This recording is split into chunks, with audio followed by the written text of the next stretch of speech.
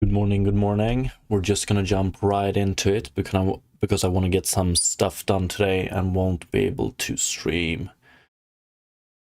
more than 3 hours. So we're gonna start implementing the we're gonna start extending the creature generation system. I want to make it a little bit more generic and node based. Like a best case scenario, I would like when we define a new creature eventually, I would pretty much want to define it in a visual setting that looks like shader graph, for instance.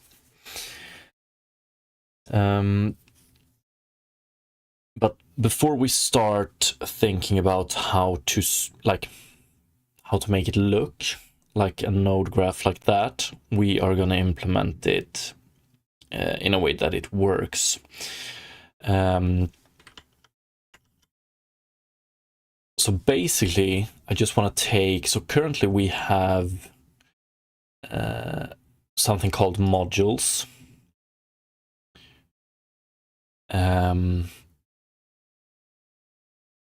And it's more like we send something in and change whatever we send in and return it. Good morning, Harukanon. I want to redo this a little bit so that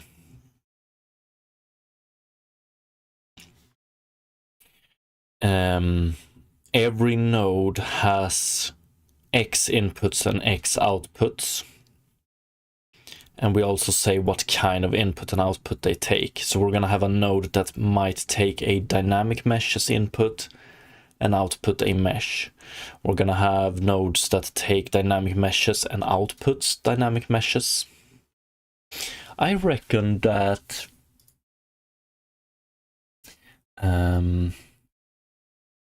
yeah, we're probably going to have one node that takes nothing and outputs a dynamic mesh. So either a icosphere or cube.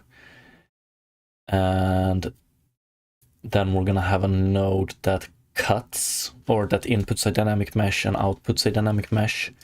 And the only purpose of that node is to cut it like this.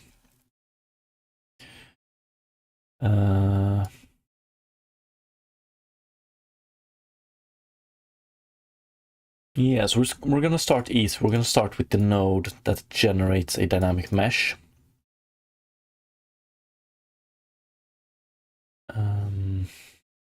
Wonder if I want to define them on output or input.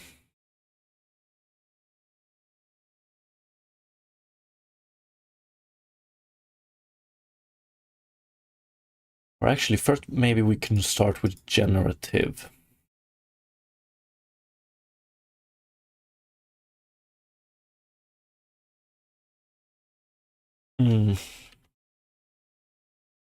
Okay, we're gonna jump over to our experiment scene. I think this is where we're gonna do all of the experimentations.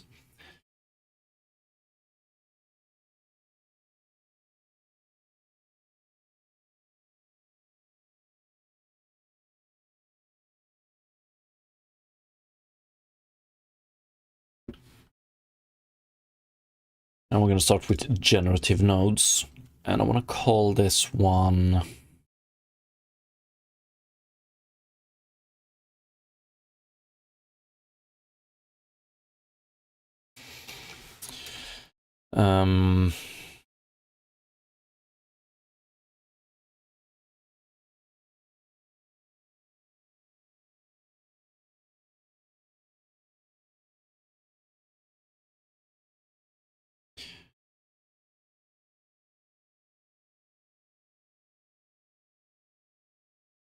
I think we're gonna call it node.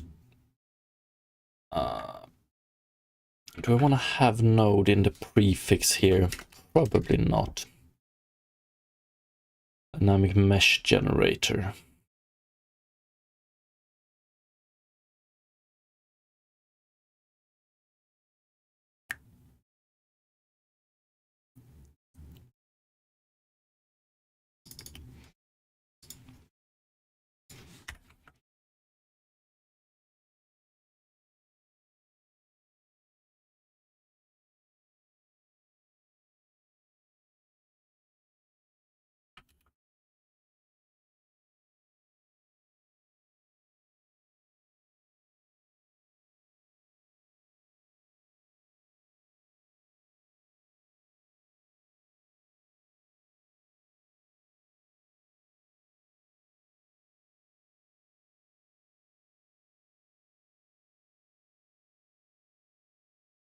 Yes, we also want to have a...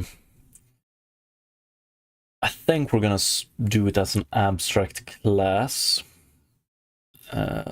which is gonna be node.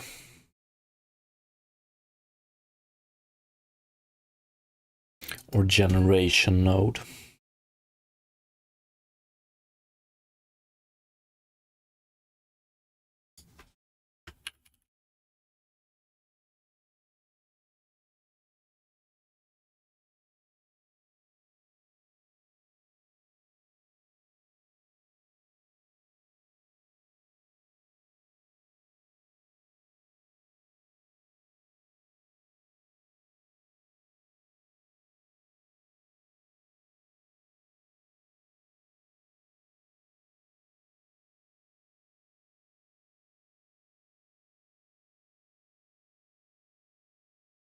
And we're gonna get to what we want to have here as... See, let's start doing this one. Examples.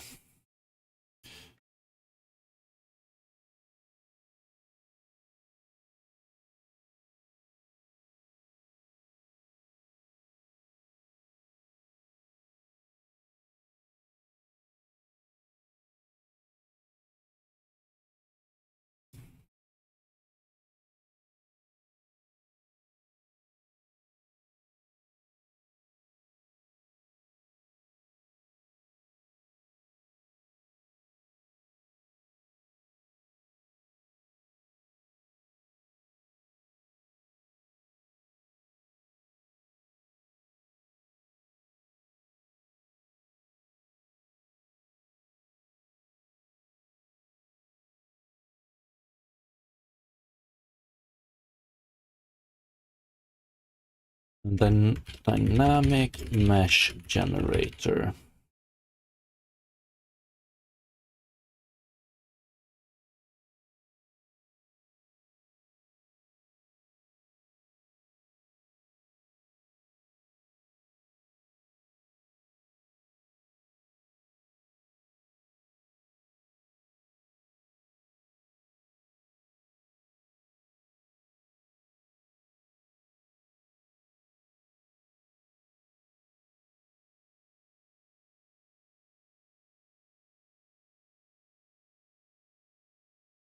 And we're gonna get to what we want there eventually. Generation node, we're probably gonna have input and output. I don't know what I want to call those.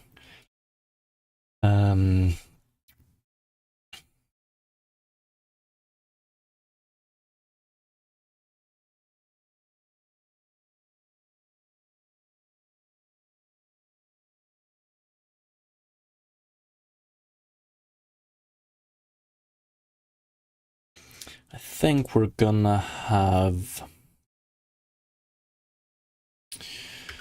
generation node data.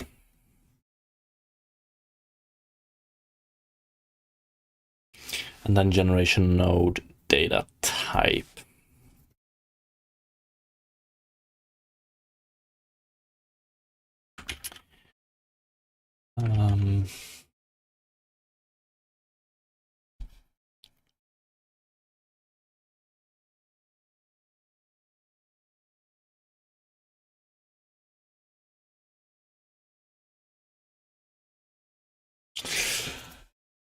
Yeah, probably want to solve this with some sort of wrapper class.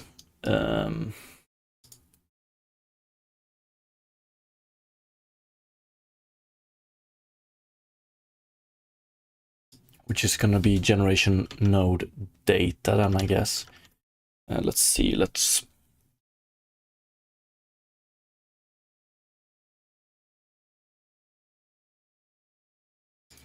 we're going to rename it like these. Node system.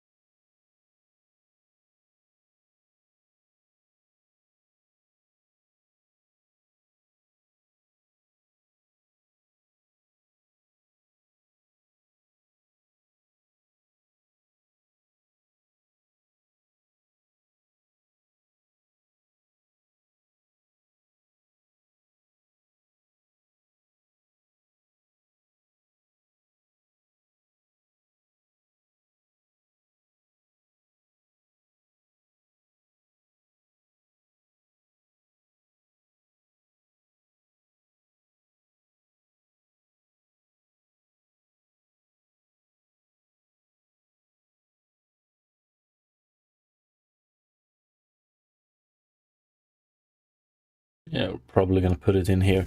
Yo, what's up, Derek?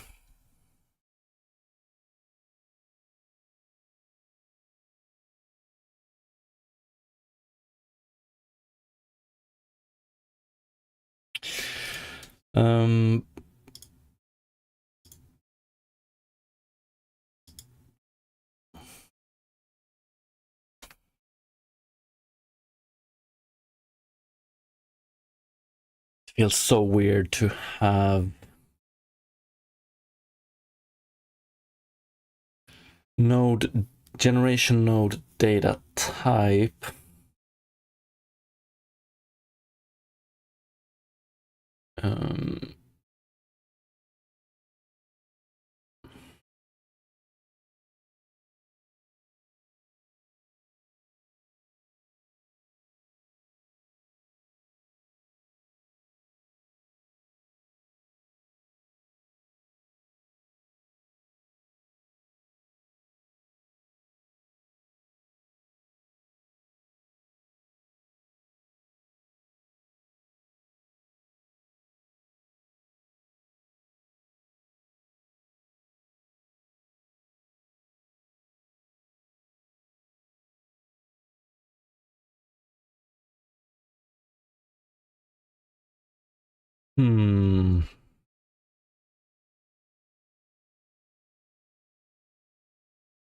So every node takes a generation node data as input and output, and those are just wrapper classes around stuff.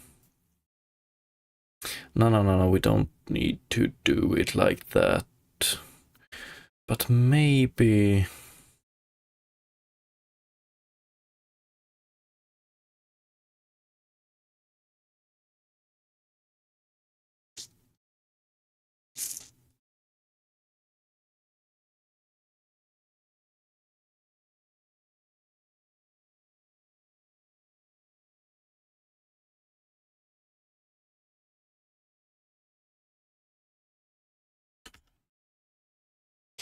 we can probably do it without...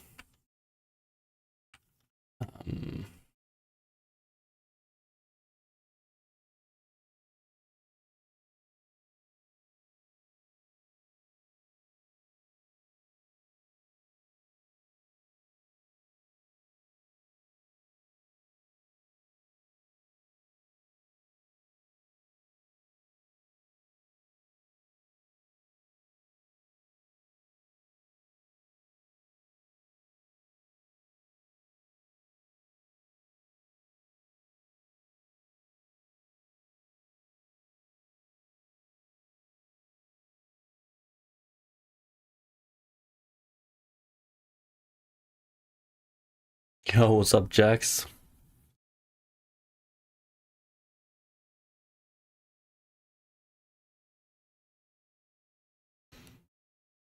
Would it be weird to send it as...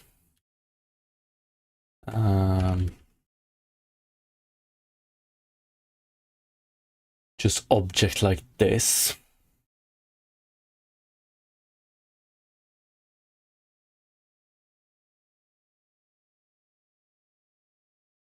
Yeah, maybe we can...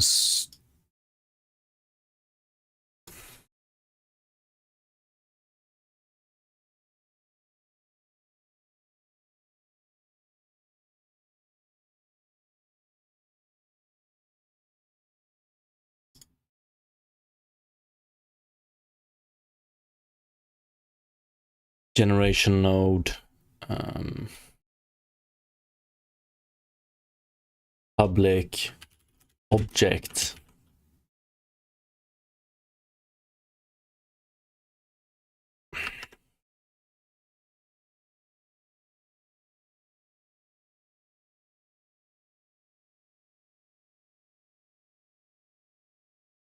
And do we want to call it execute?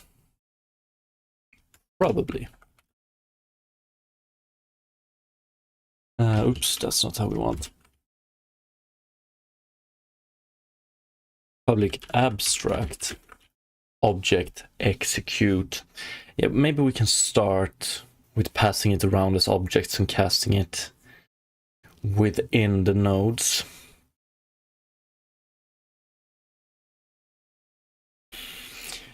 And fuck, do we want to have it like this then? Is that possible?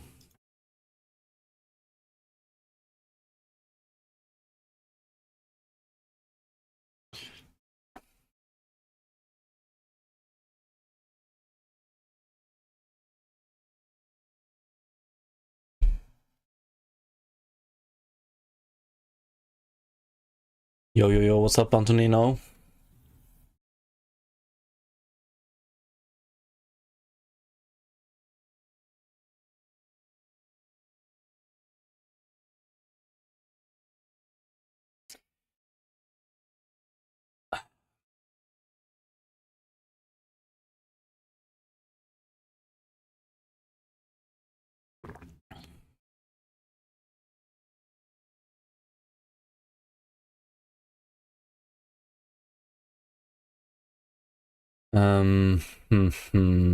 Maybe we can start with this. But what do we do?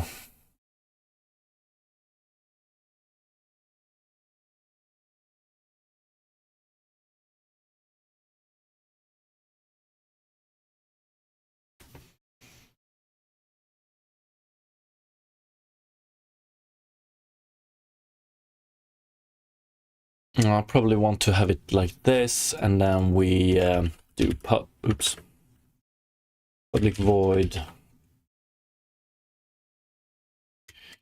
public abstract void. What do we want to call this one? Output and input.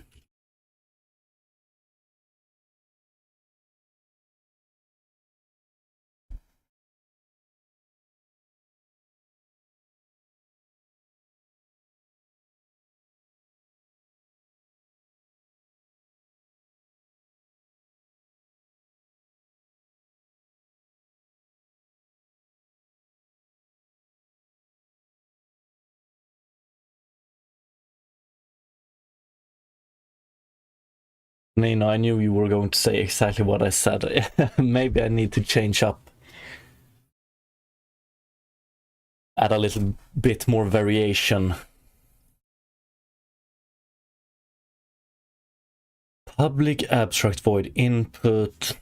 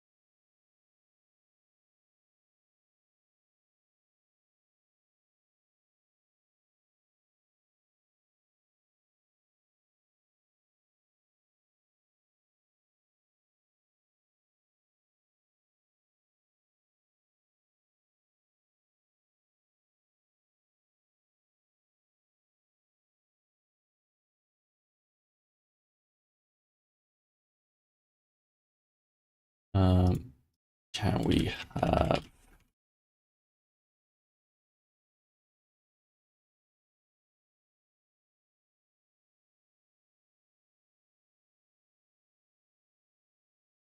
I guess we do virtual then, but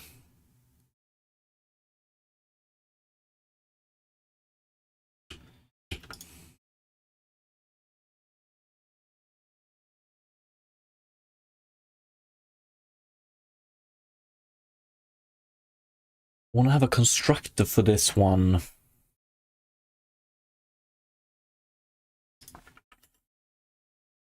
Oh yeah.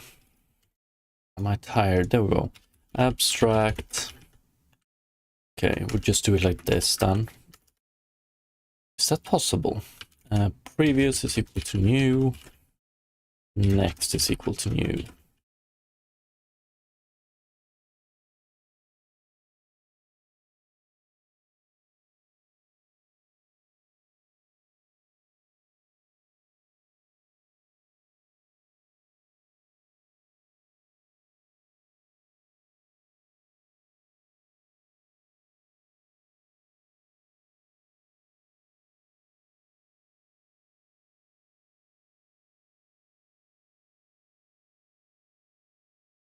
That's not true.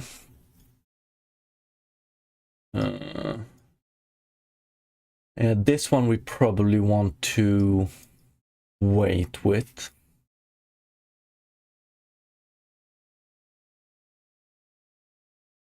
Do I want to split this one into 3 different subclasses, like start node, middle node, end node?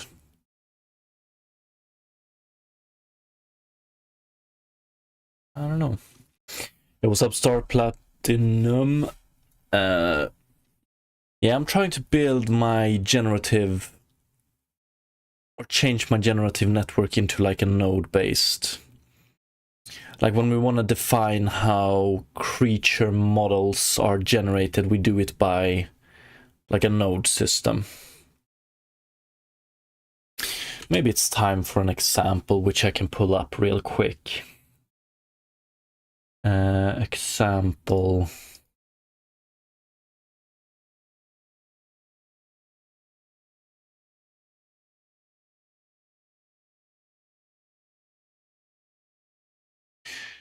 So for Sten, I would like it to look like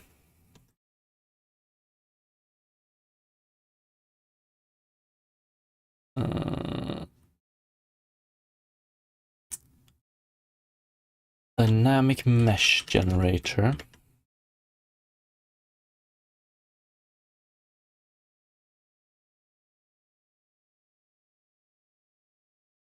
That's our first node. And then we do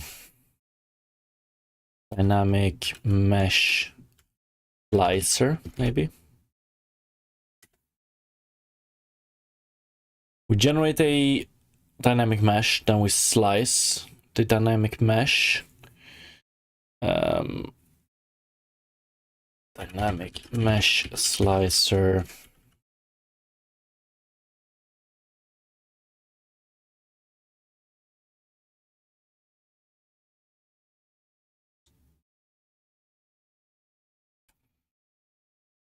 Gonna wait with that one, but then we have prefab instantiator, maybe.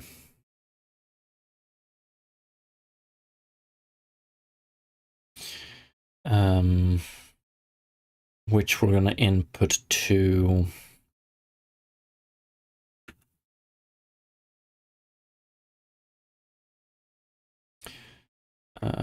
random position on dynamic mesh.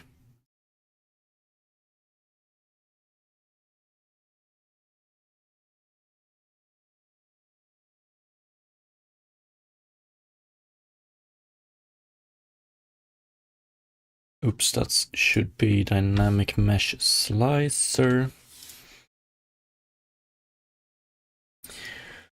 So generate a random dynamic mesh. Let's think icosphere. We output that dynamic mesh to our dynamic mesh slicer. Here we slice it multiple times and then we output it to random position on dynamic mesh. Prefab instantiator. This is, we instantiate a couple of eyes and then we want to calculate the position of these eyes.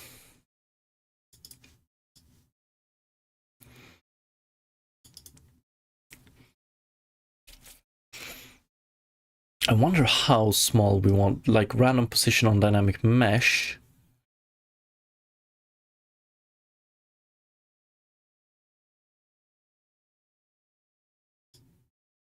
Like I'm wondering, this one this one takes a dynamic mesh and outputs a transform. Random transform on dynamic mesh.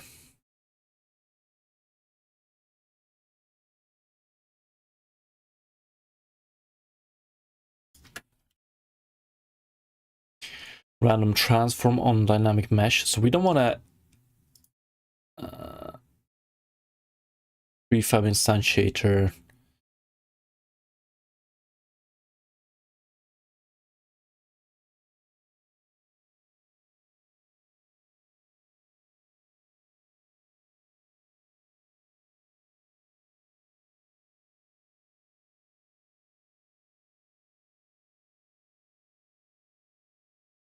Set transform node.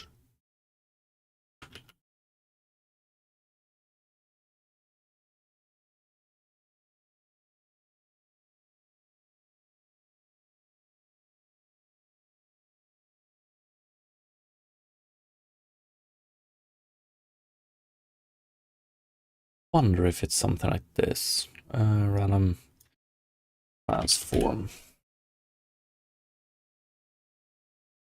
Icosphere, slice it. Then we just get some random transform on it and input to set transform, where we also have a prefab instantiator which returns a prefab. Do we want to have set parent as well?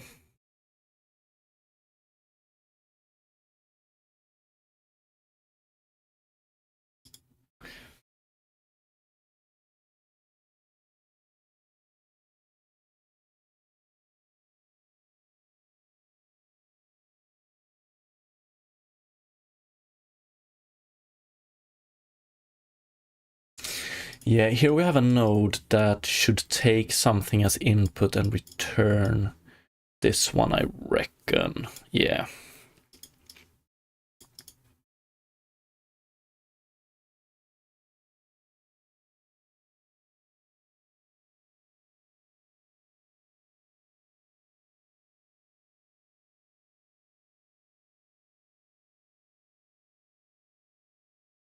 Or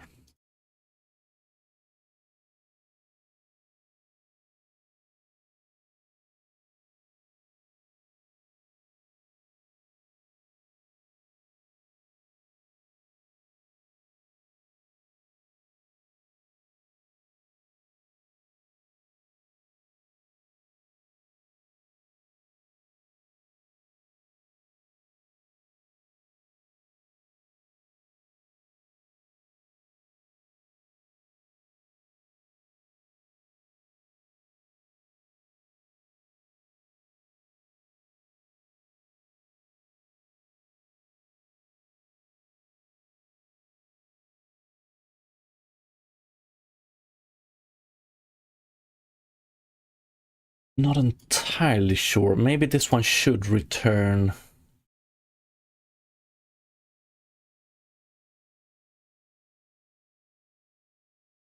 position, rotation, and maybe even scale.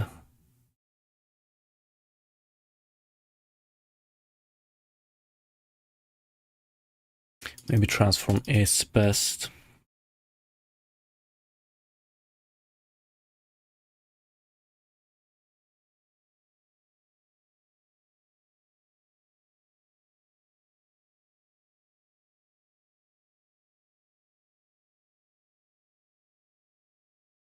I wonder if we could build it like this. So set transform. Also want to have random scale.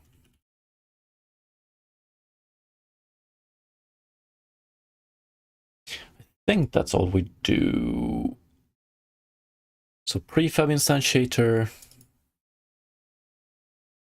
set transform. So we have a random scale, we have a random transform.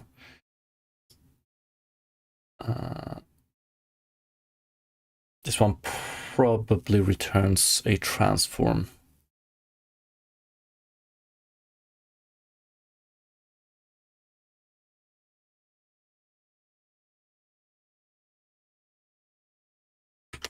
If we take a look at our current creature,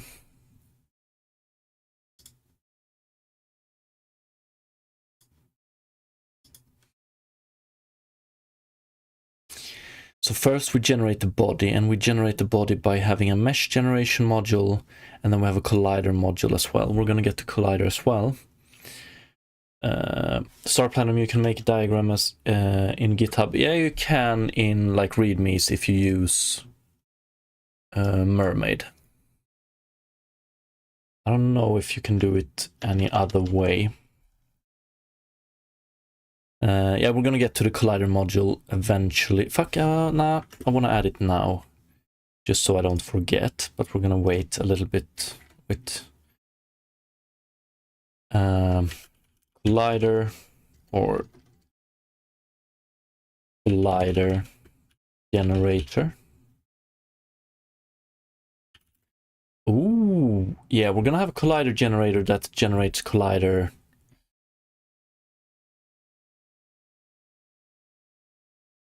from dynamic mesh generator.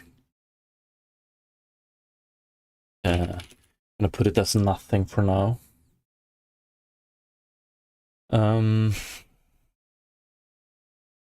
Okay, then we have the eye. The first thing we do with eye is like we don't have it as a module, but we instantiate a prefab a number of times, and then we scale it. That's our random scale, and then we position it, but we position it based on a dynamic mesh, so random transform.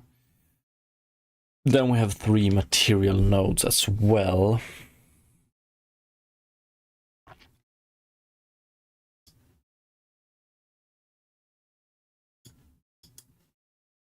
Yeah, I think this is only gonna take 1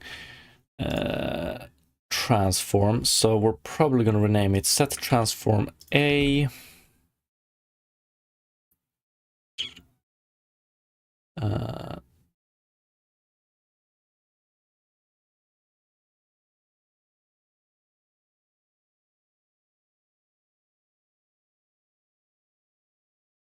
Set transform A, set transform B.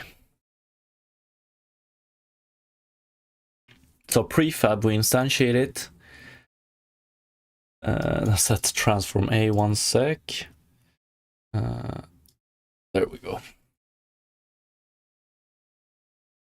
Generate dynamic mesh generator, then we slice it, then we get a random transform on it, and we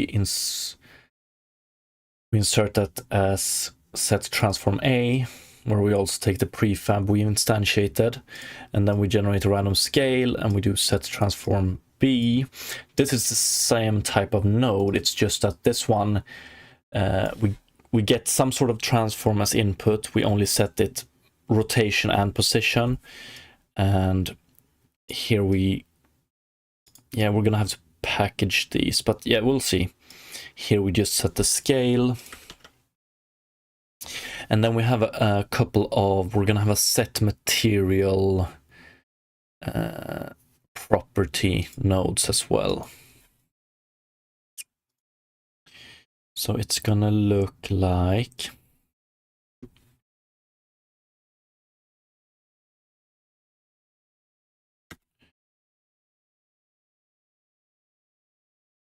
set transform B. But then again, I don't know if... Yeah, I think we want to do it like this. Set transform B, set material property. We're not going to call this A, B, or C. We're going to call it content color.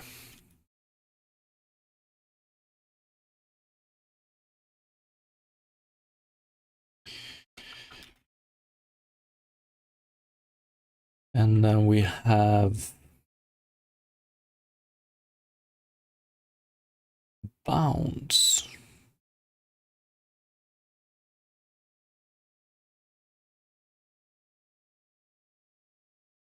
Let's call it bounds.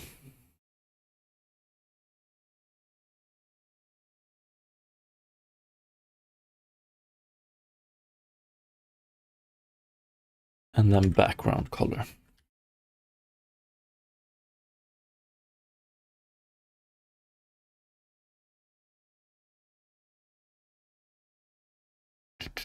Set transform A.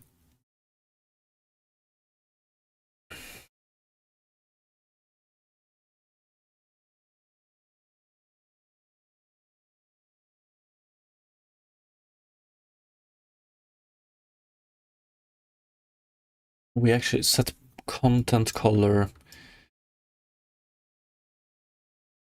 What do we have? Is that a... That's just a float. This one is a color. And this one is a vector. So we're gonna add. This one is gonna be called seed. And then we want random float.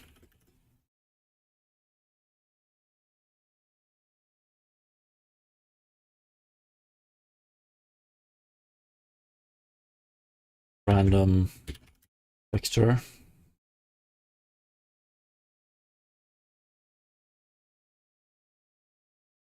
And random color.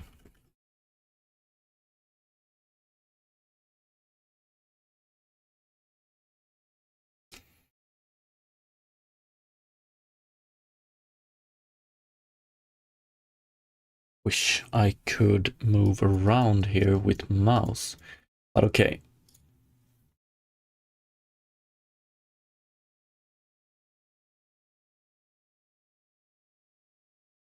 Dynamic mesh generator, then we slice it. Then we just calculate a random transform on it. We instantiate some prefab. Use this one to set the transform of the prefab. Then we do a random scale and set it on the prefab. Then we do a random float and set this property on the prefab. Then we do a random vector and set this property on the prefab. Or the object, I guess it is, after this stage. Then we get a random color and we set it to the material of this one. And now we're also gonna take, so dynamic mesh slicer, the output here, we're gonna put this input here.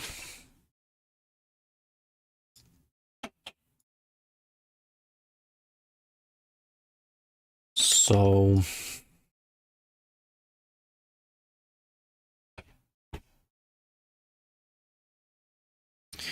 it's gonna be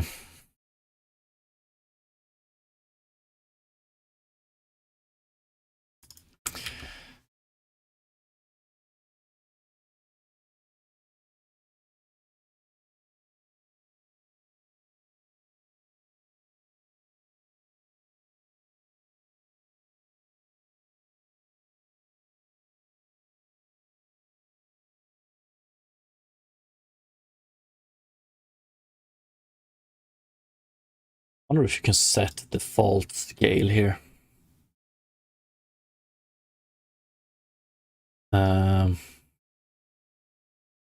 Dynamic mesh slicer, yeah. Then we want to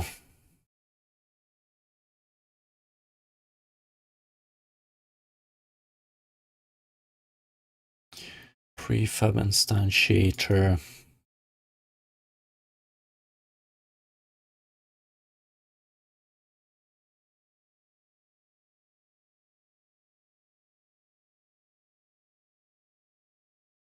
Yeah, then we probably want a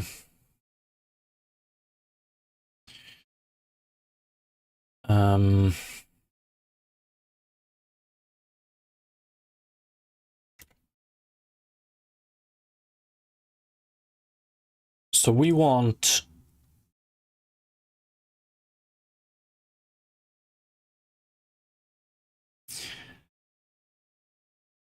this.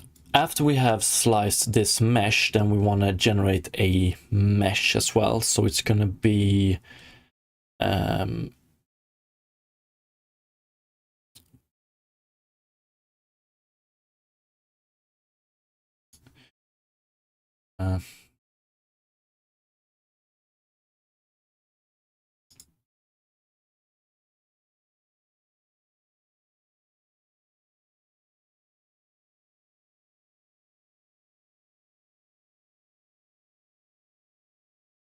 know what I want to name it, collider from dynamic mesh, probably.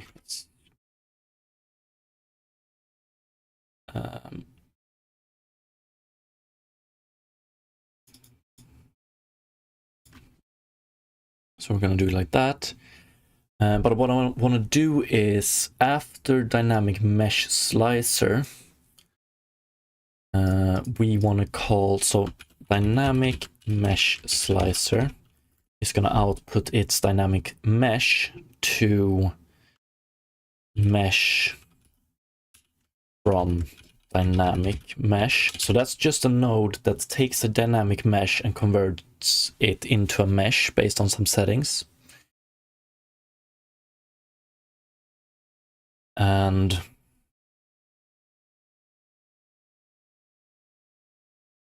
then I want a game object generator.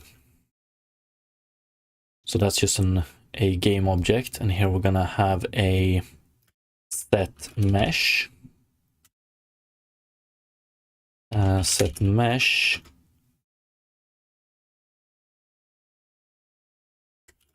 or mesh from dynamic mesh is gonna output to set mesh as well.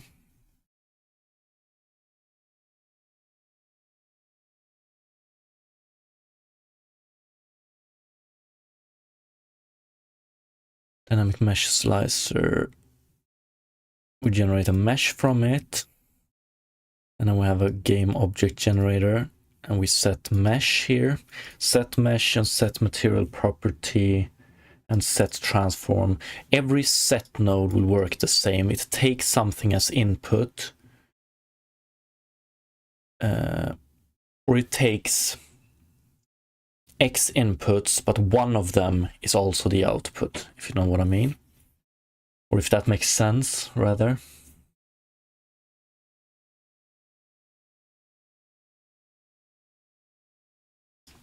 So we have set mesh.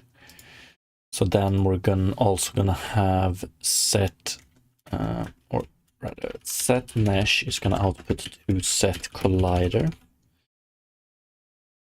Because our dynamic collider from dynamic mesh, didn't I rename this one?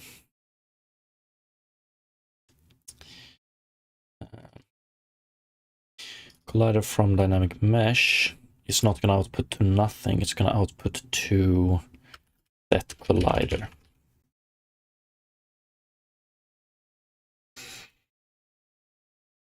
Dynamic mesh generator, dynamic mesh slicer. Whatever result we get here, we send to mesh from dynamic mesh. And set mesh, game object generator. Dynamic mesh slicer also outputs to collider. So we generate a dynamic mesh, and then we use that one to get random points. We also use it to generate a collider, and we also use it to generate a mesh. And this is like Unity engine mesh, so something we can actually render. This is just an empty game object, but then we do set mesh, so we add a mesh to it.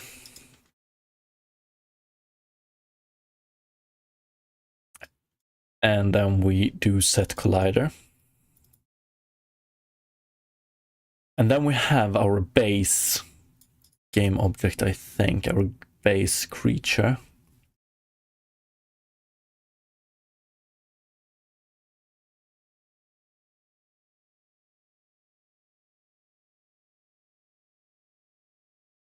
And then we want to take whatever we output from all of this, and we want to add it to this one, basically. So it's going to be...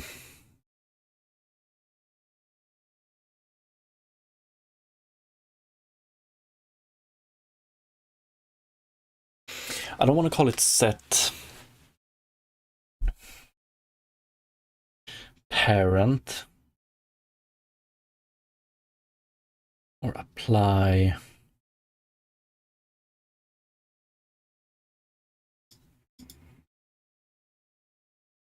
a set child, maybe, or add child.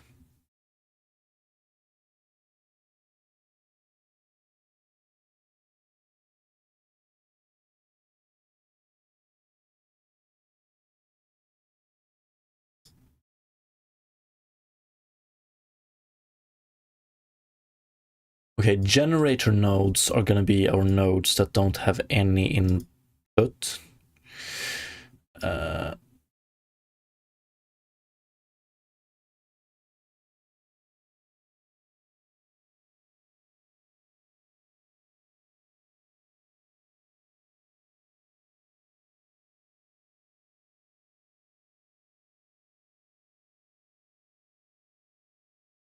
this and this should be able to be one node. Yeah, wonder if I want to call it game object instantiator instead. So we have a list of prefabs. If we don't specify any prefab, we just generate a empty game object, right?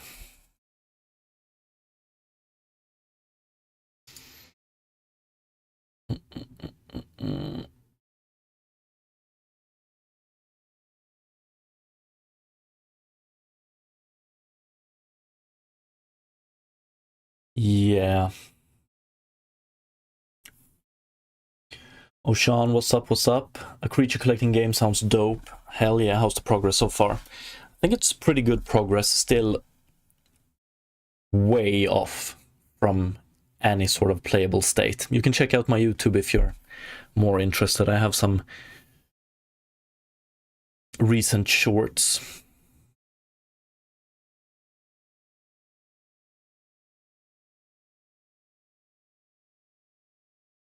Yeah, we're gonna prefab instantiator and game object generator. We're gonna call it game object instantiator. Where do we have our game object?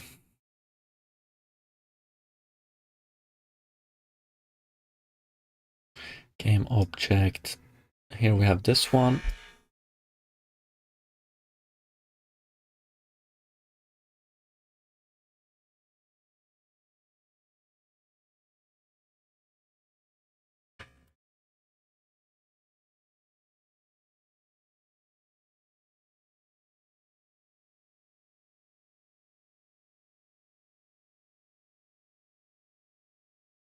Oh, but let's see here.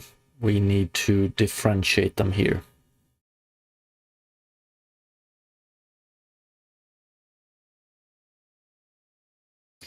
I'm going to call it game object instantiator empty for this one and game object instantiator prefab.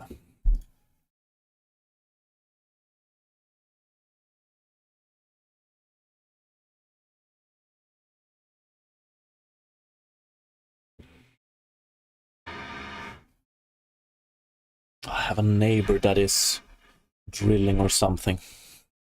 I don't know if it goes through on the stream. Hopefully not. Game object instantiator prefab, game object instantiator empty. Okay, and then we want to take the output here, which is a game object then.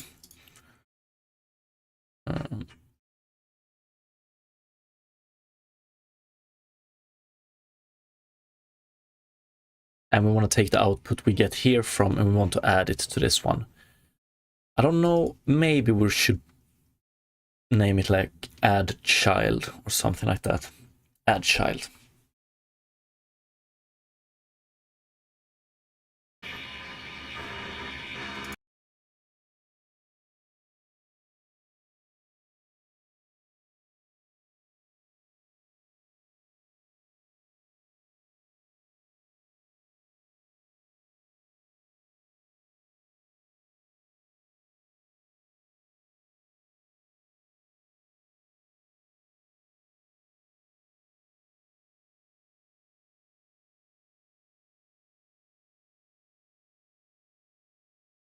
But naming this as game object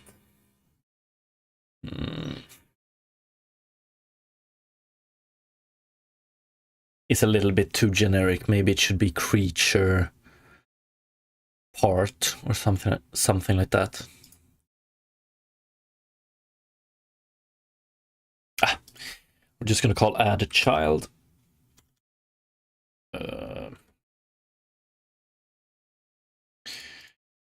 So finally, we're gonna have a. So what is it? Set collider and set material background color. set collider is going to output to add child, set material background color is going to output to add child.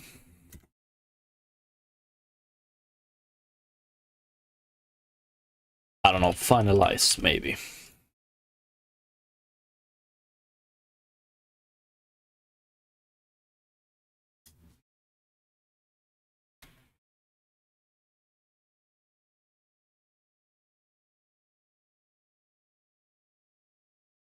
So something like this. And if we could visualize this as your typical shader using Unity Node API,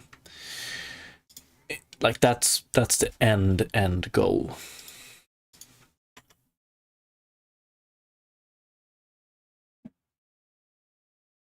It's good.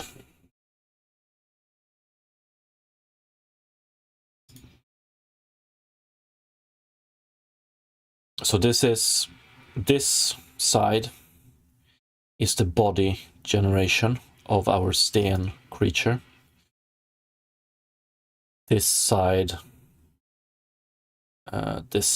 is the eye generations. But then we also have the issue of like this. We want to do this multiple times, right? So that's another dimension we need to add. Oh, Sean, I'm gonna check out your YouTube real quick. I'm curious about the game. Appreciate it. Enjoy. And then we finalize.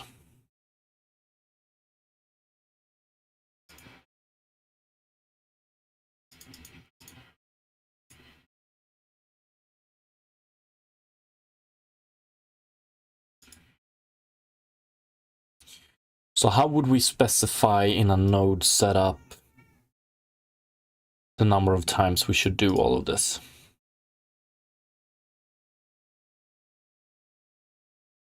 Yeah, maybe we do it here. Yeah, probably.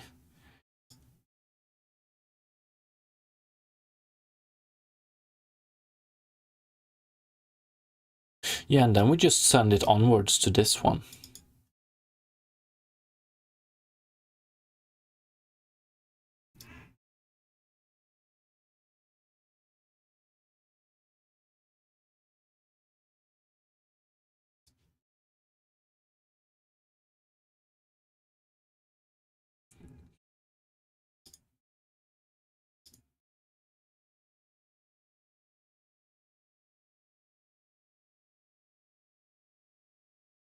But when we execute this,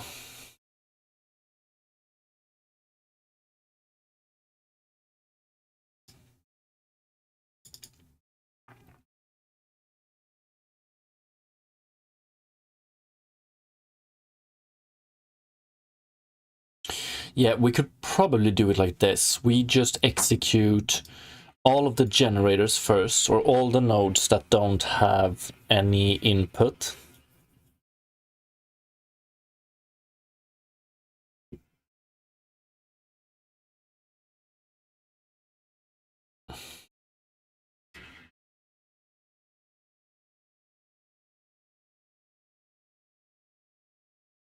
Or how do I want to do it?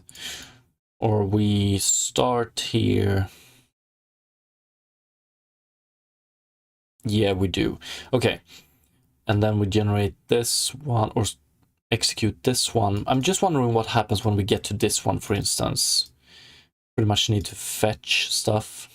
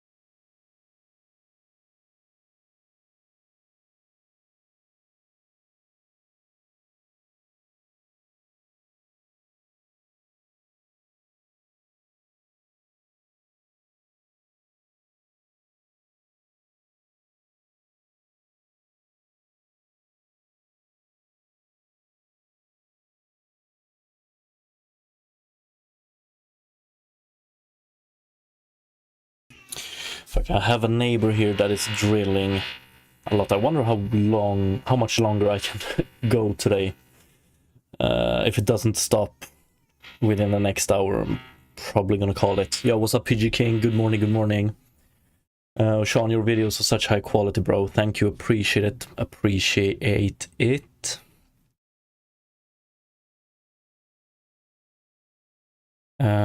But okay, yeah, I think this is the overall structure I want for generating our creatures, or how I want to define how they are generated, that is. How exactly how we implement it and order it. I guess we're gonna find it out, like we're gonna learn by doing here.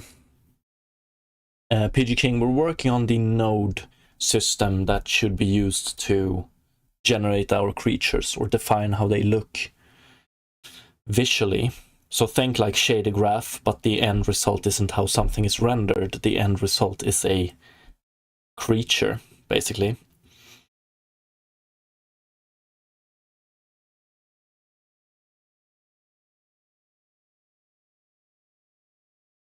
But maybe we can also, maybe this shouldn't only be visual. Maybe we can add attribute generation in this as well, eventually. But so what I'm wondering here is,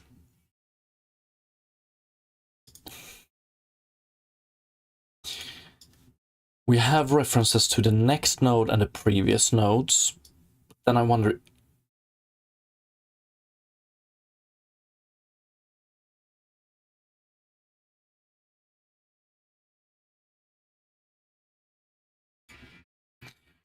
I'm wondering if we should skip this one and just have output like this.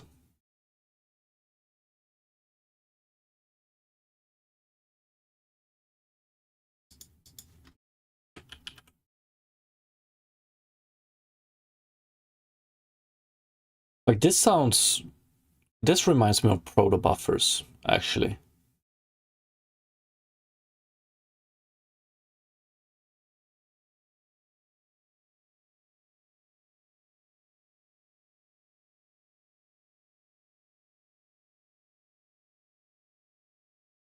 But I wonder how weird it is.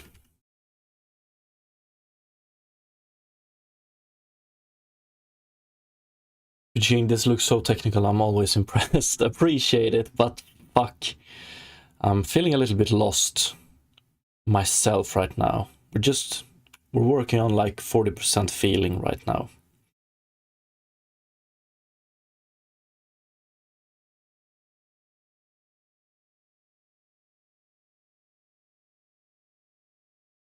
Or you know what, is the best way to execute a node like structure like this to start at the end and walk back? So we get to this one, add child.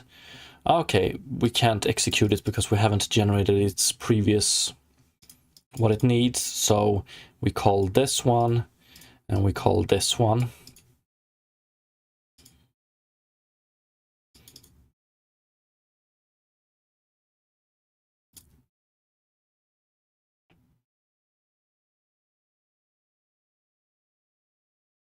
And it also depends on how specific do we want to be.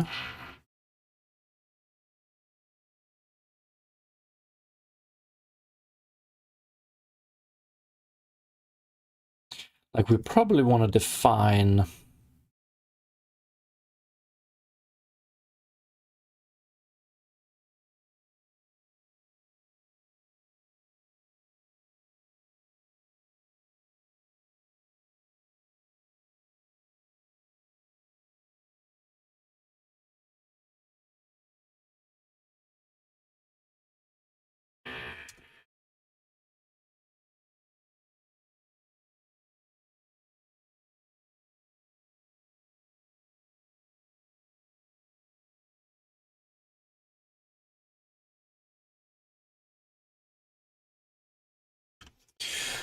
neighbors drilling.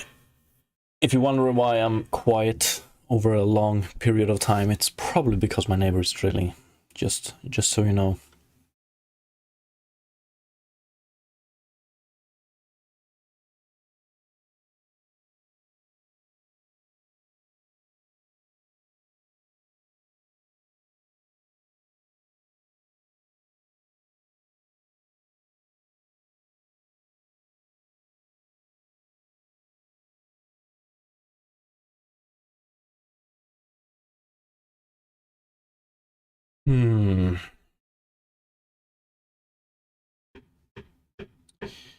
Yeah, maybe we don't even need to be... Let's try and be a little bit more specific. So let's just leave it like this for now. Abstract class generation node, dynamic mesh generator, public dynamic mesh. What do we have this one under? Generation dot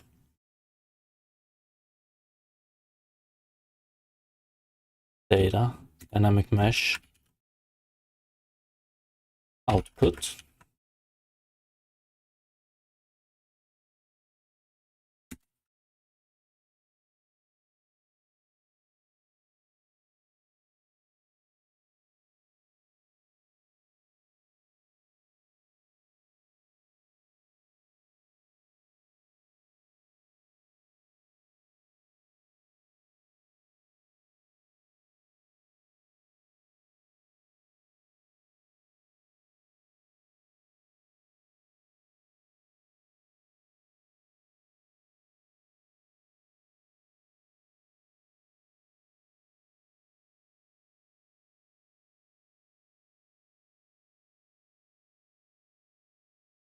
Private dynamic mesh generate.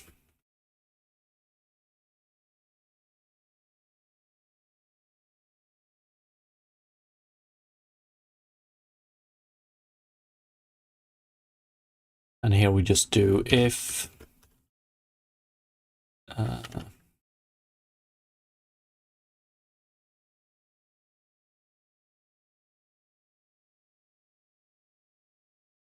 private dynamic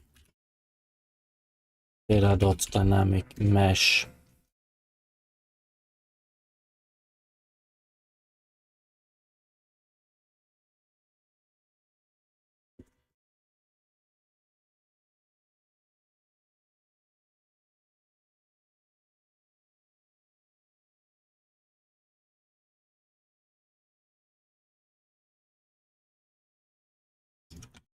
dynamic mesh generator generation node. It has a private dynamic mesh, and then it has a public output, which is a dynamic mesh in this case. If this one is null, we haven't generated it yet, so we just generate it.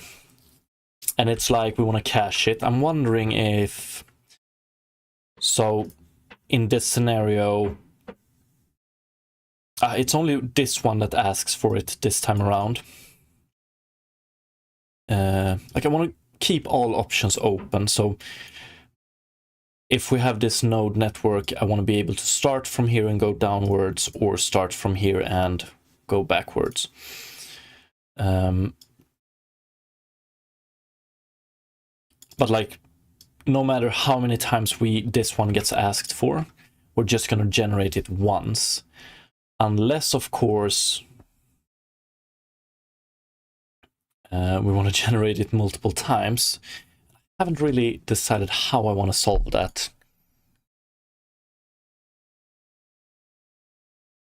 case. Although I'm wondering if these generators are going to have a count to them. But then if they do, then we can't go backwards, because then it becomes a little bit weird.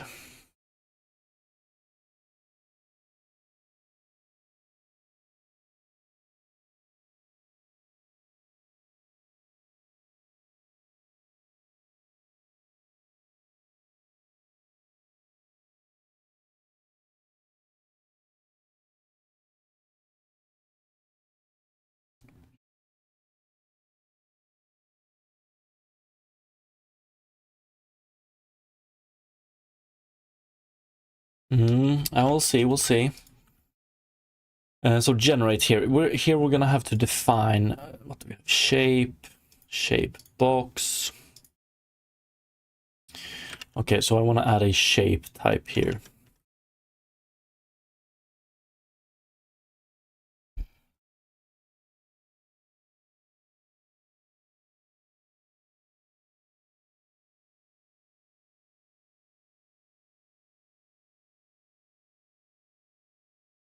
Or we're gonna call it geometry type, maybe.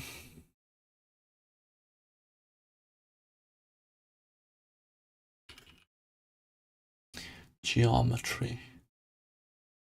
Shape.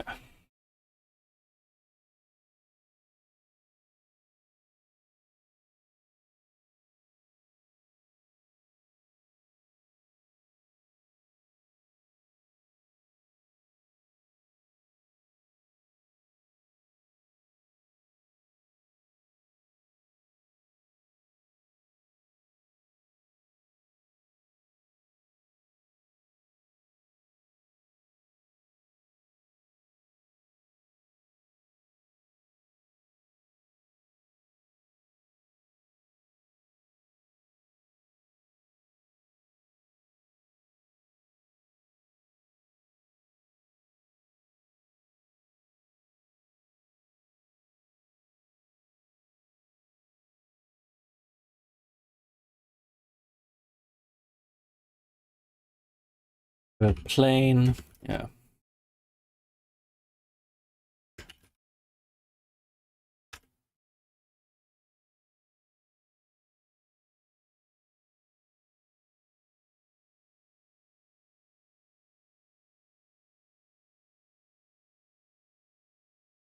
Okay, it's not that important. What I want to get to is we're gonna have box.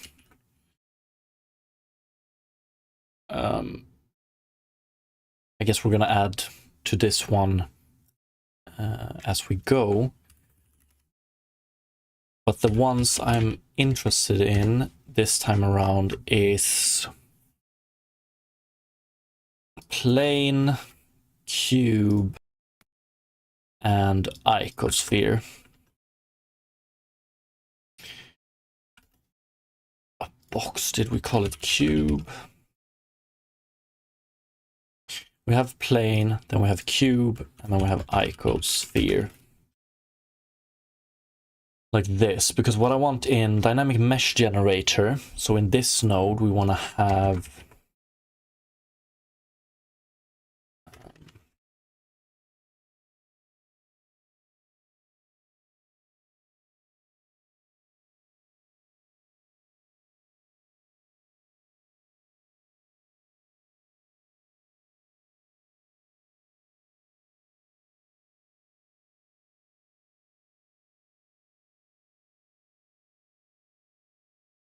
type, and then we're gonna have generate. So we are gonna have, do we have, yeah, which type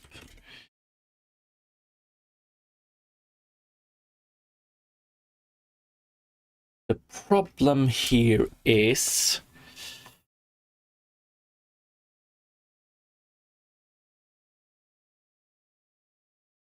the problem here is that we're gonna need to do, we're gonna have a, can we have it here? System.serializable private class dynamic mesh generator setup.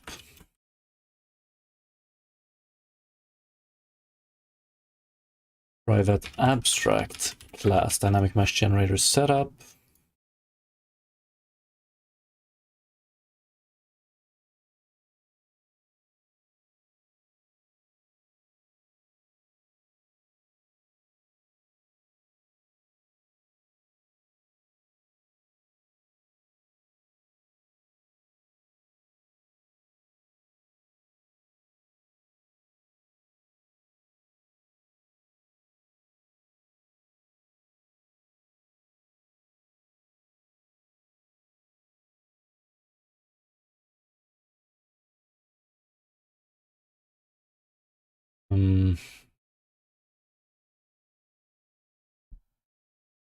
You can wait, you can have a class inside a class. I did not know that. Yeah, I'm questioning myself every time I do it as well. Let's see if it works first.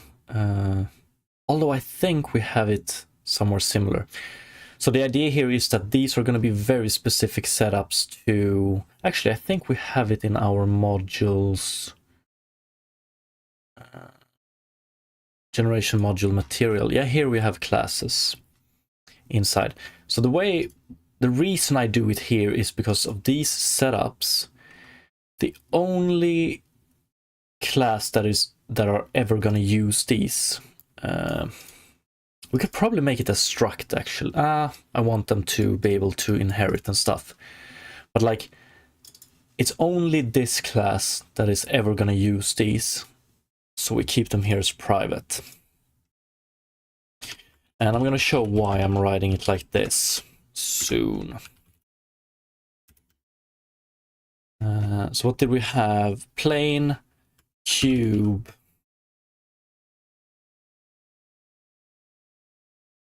setup.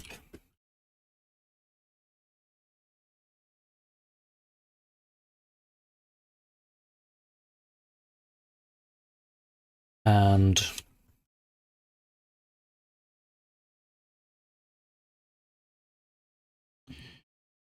icosphere setup.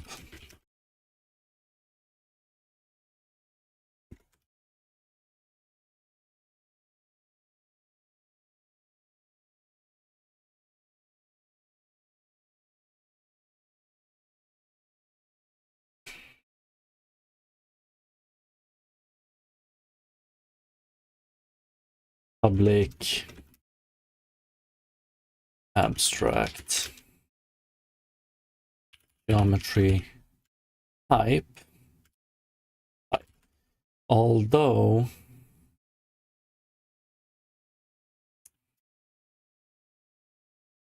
let's keep it like this one then.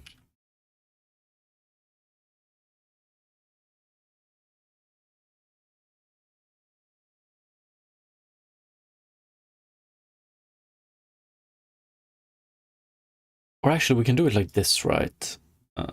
Public abstract.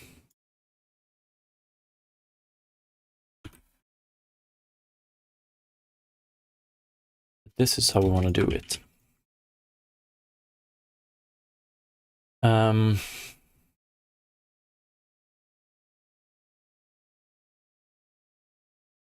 I want to add a namespace to geometry type here as well.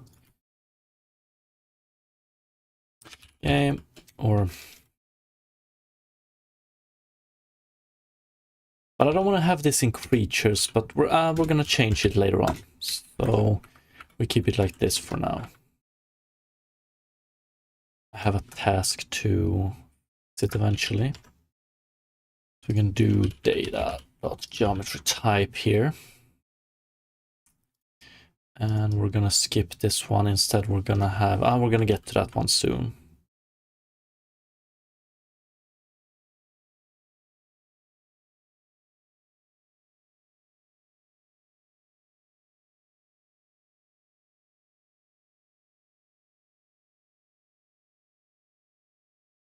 Fuck.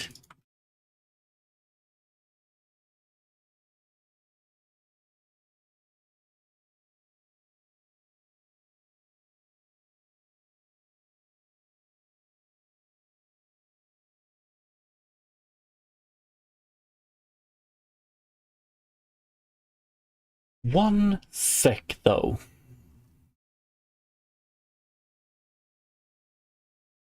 Now I want to use these instead.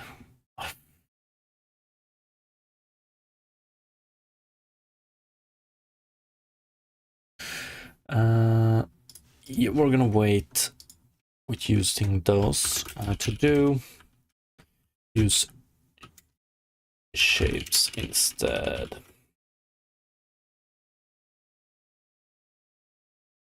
PG King, does that mean instantiating the first class will automatically instantiate the other classes? No.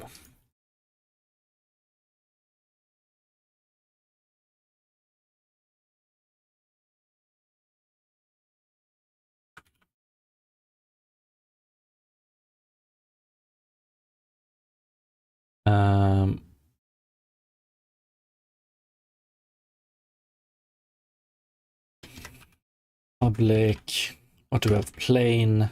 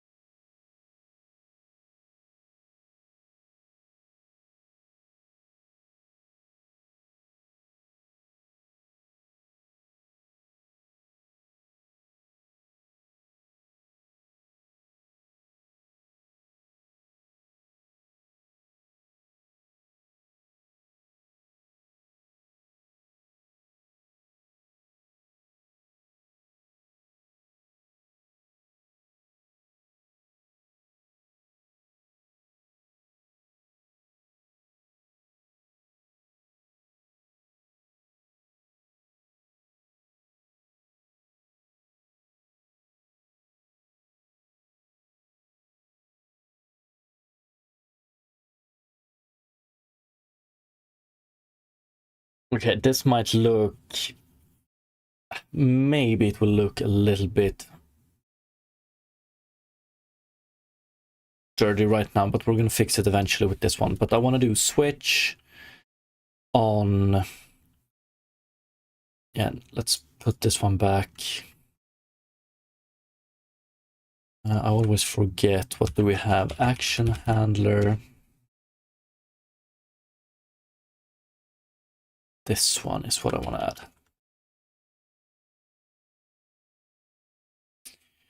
So here we do header general, and we do this one. Editor extensions, and here we do setup. And then we do a switch on setup.type. And default, here we just do dynamic mesh is equal to new data dynamic mesh. Break. And then we have case. We only care about, or for now, we only care about plane, but it's actually a rectangle. Plane to me is infinite in this case. We'll see. So then we're going to have to do data dot.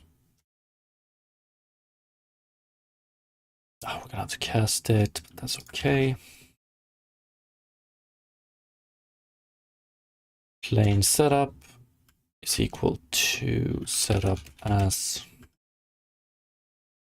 and then we do dynamic mesh. It's equal to data.dynamicMesh.create plane. Then we have subdivision as well, which we're gonna add here.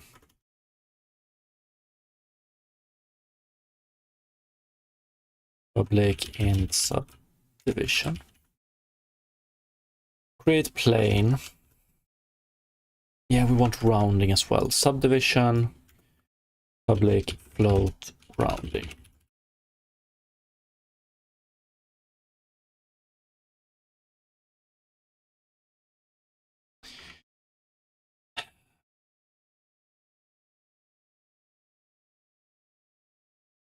Now feel, yeah, we don't use Origo or normal right now. Okay. Plane setup dot size. Plane setup dot subdivision. Plane setup dot rounding.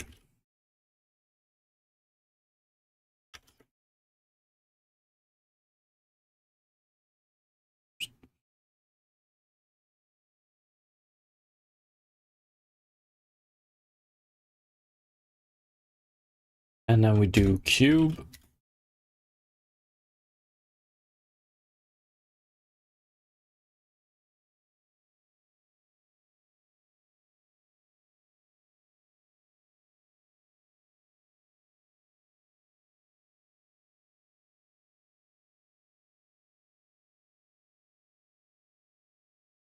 Here instead we do create cube, and I don't recall, yeah, size, subdivision rounding. Okay, beautiful.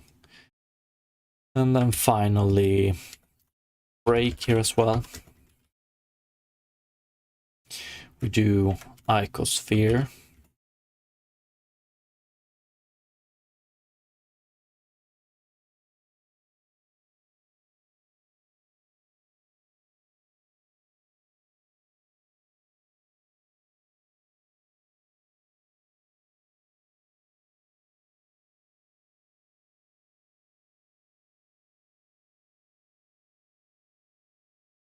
I think it's just radius. Yeah.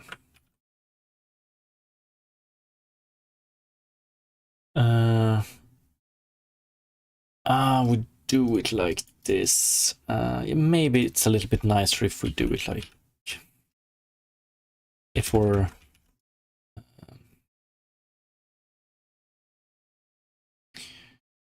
explicit like this. Maybe it was a big boy. Thank you. Appreciate it. Appreciate it. It's probably better to just do it like this.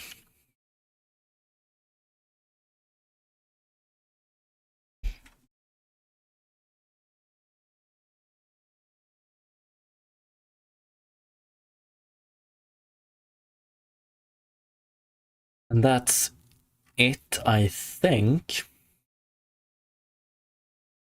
We're gonna try this one.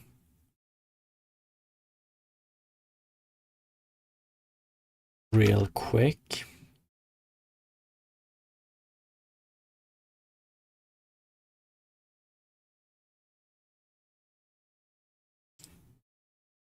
But before we can define this and draw it as like using Unity Node API, how do I want to test it initially? Let's add a node system.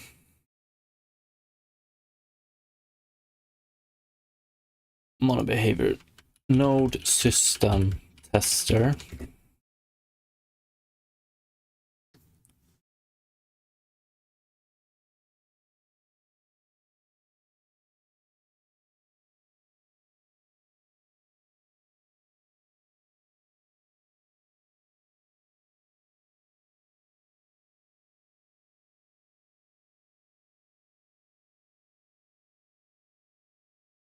Just do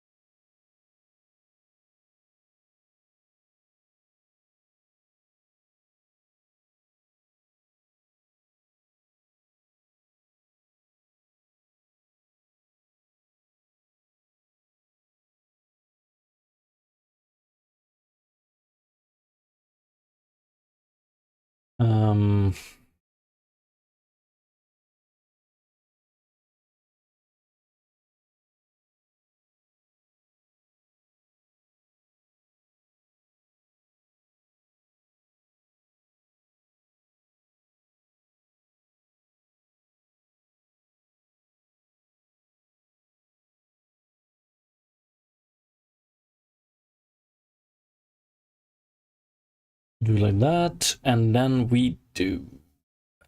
Now we do.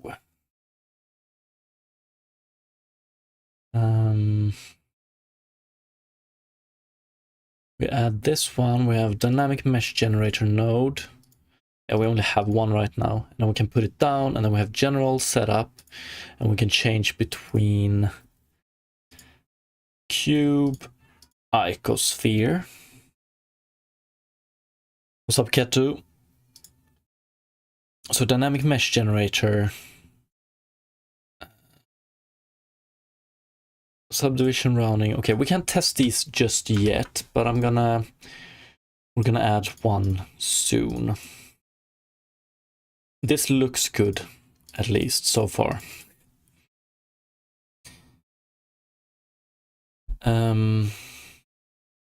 The only problem I have is how the hell...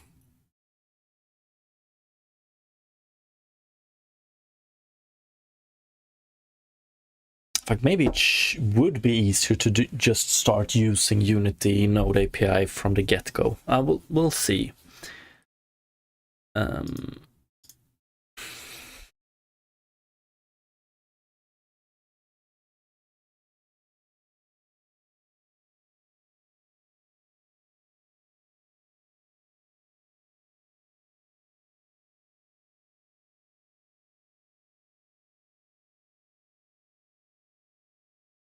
I'm gonna add one more node so I can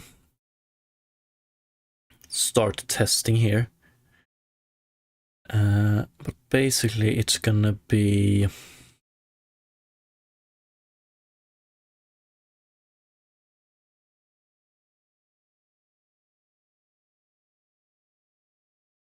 We have a dynamic mesh generator, and then we're gonna add the nodes mesh from dynamic mesh and set mesh and finalize. Although finalize, we probably don't need a separate node for that one.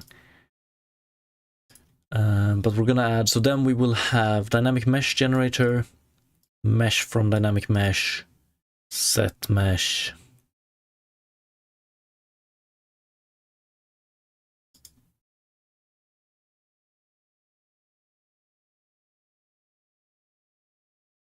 and yeah. Ketu, so what's the brick wall you're at? I don't think we're at the brick wall just yet, but I have a feeling we're gonna run into one soon.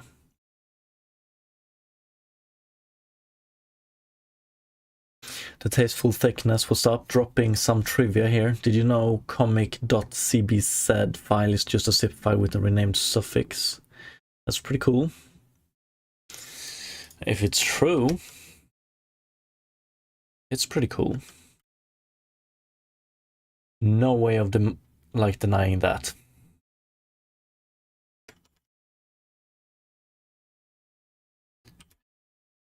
Okay, so let's see. We have dynamic mesh generator node.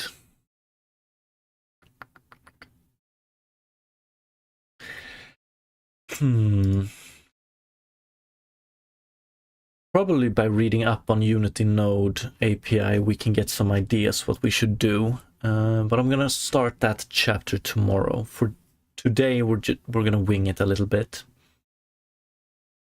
Generative. So we have generative nodes, and then we're gonna have converters, generative converters, and a converter type of node that's let's see here, mesh from dynamic mesh.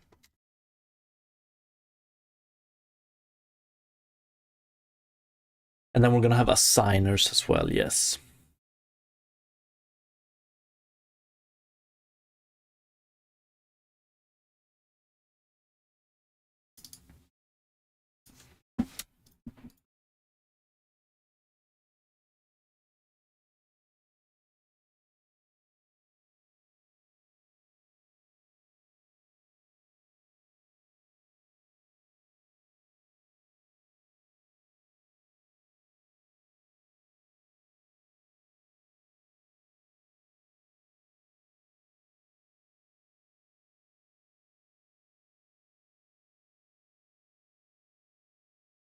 What is it called? Generation node.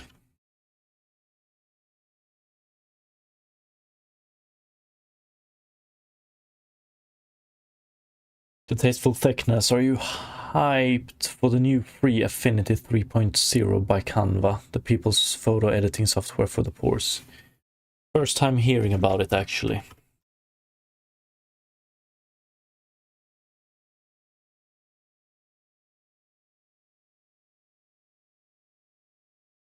Output.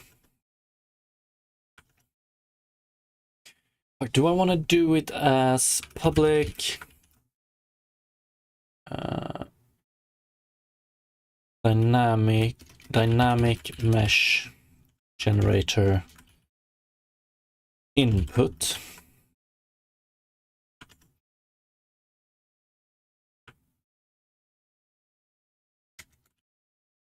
Public mesh output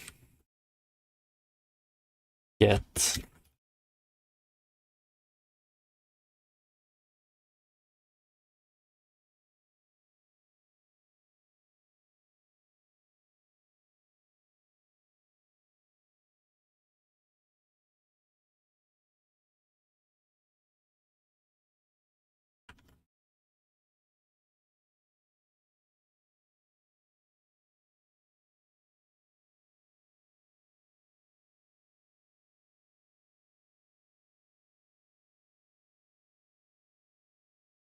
mesh mesh. If mesh do something, otherwise return mesh. And here I guess we just do mesh is equal to input dot output dot get mesh.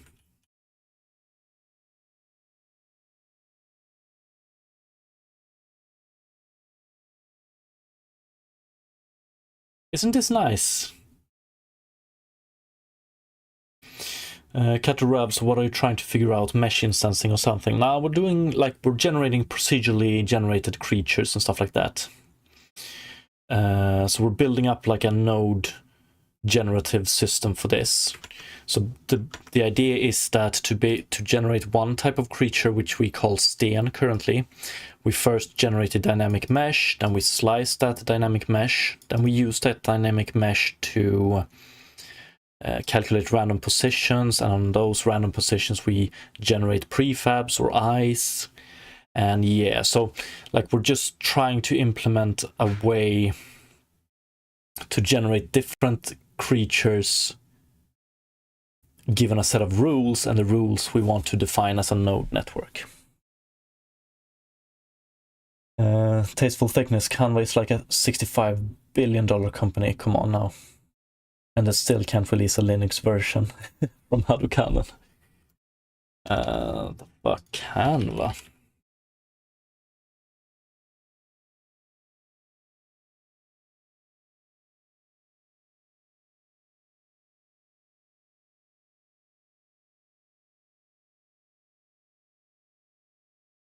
$65 billion?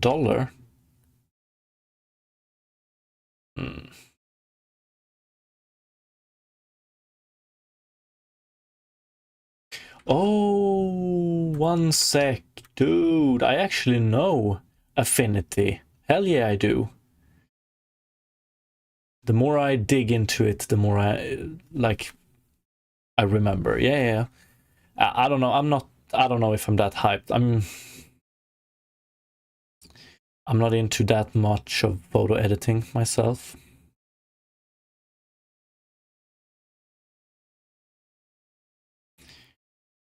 Can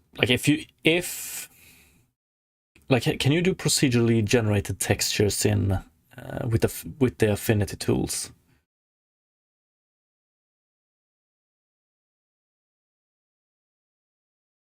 Kedrav, so something like a list of attributes and connectivity rules, then stitch together a mesh from that. Yes, that's a good way of putting it, but that's only like a part of it.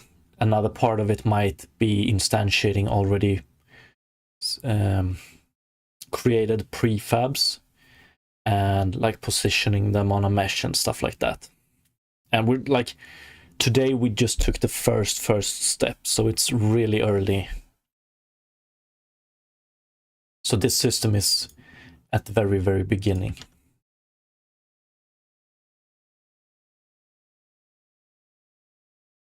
But so node mesh from dynamic mesh generation node, is this really it? We just do input dot output get mesh.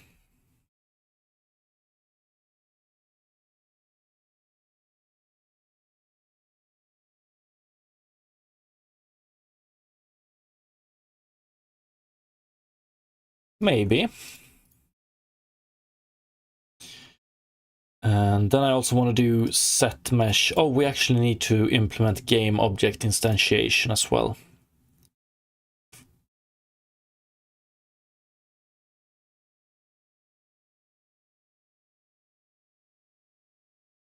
Save this one.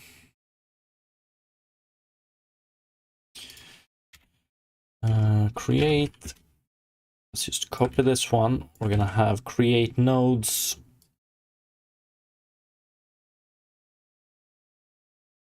Mesh from dynamic mesh.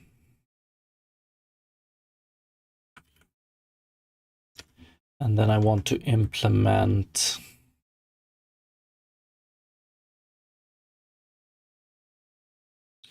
set mesh.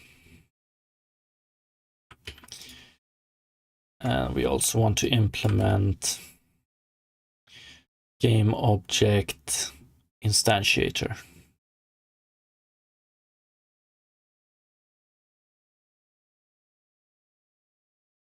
Instantiator.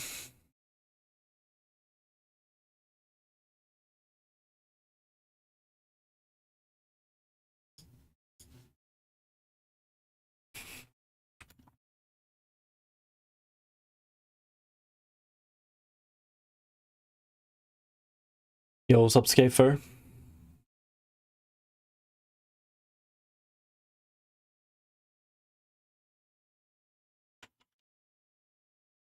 Converters,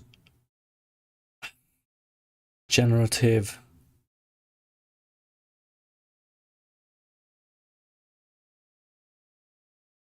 But I should name this one generators then. Converters, generative.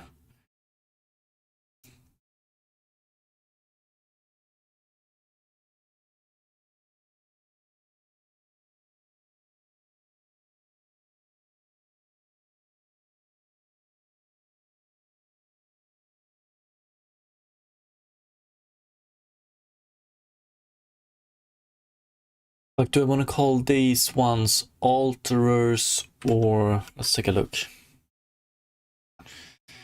Add, finalize, set.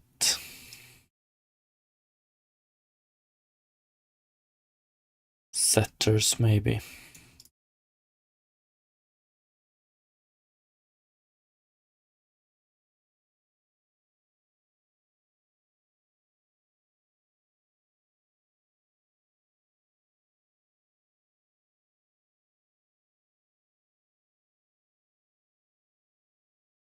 Yeah, let's go with setters for now.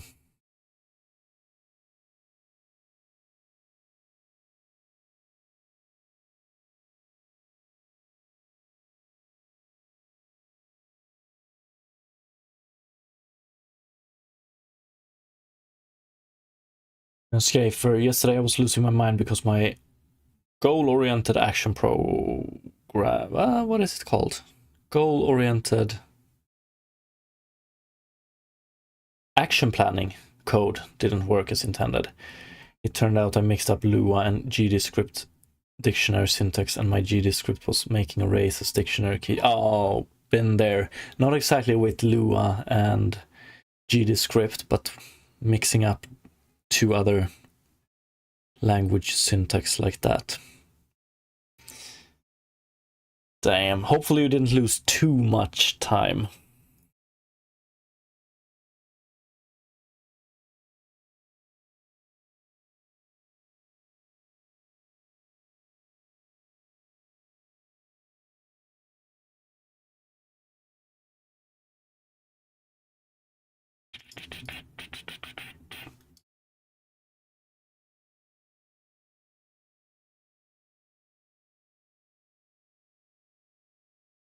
So in set mesh, we're gonna have, we need two inputs, right? We're gonna have game object input. I want to call them input game object and public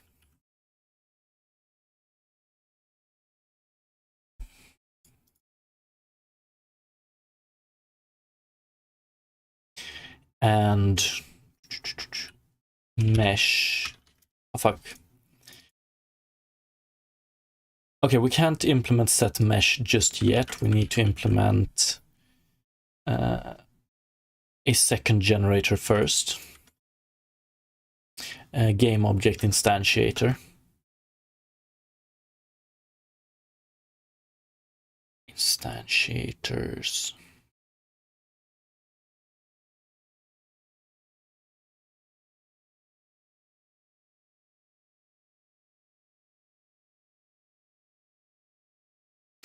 Do I want to make it into a generator or instantiator? No, we do instantiators.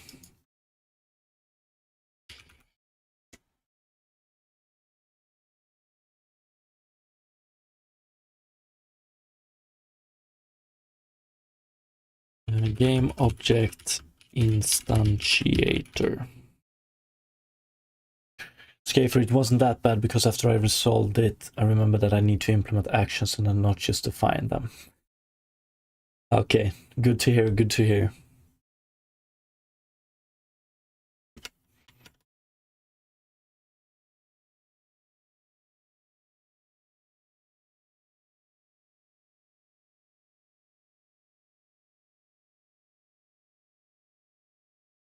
Game object instantiator. Generation node. And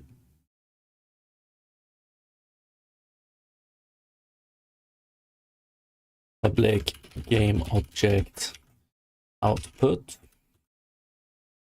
get.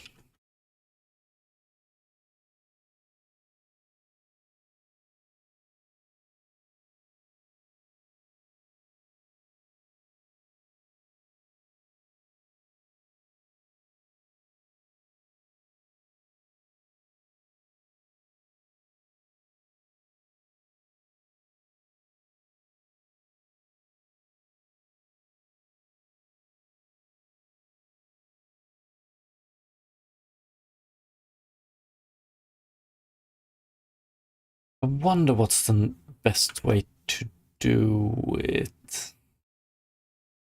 Yeah, I think I want to do it like this. Mesh, where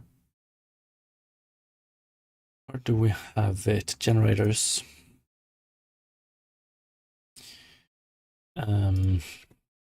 Dynamic new dynamic mesh.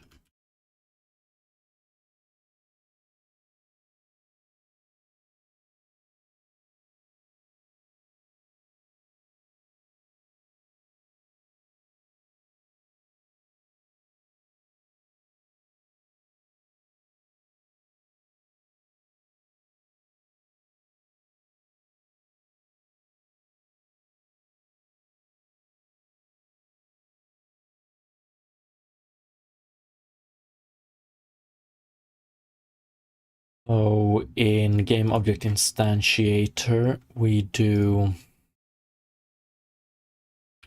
private game object instantiate.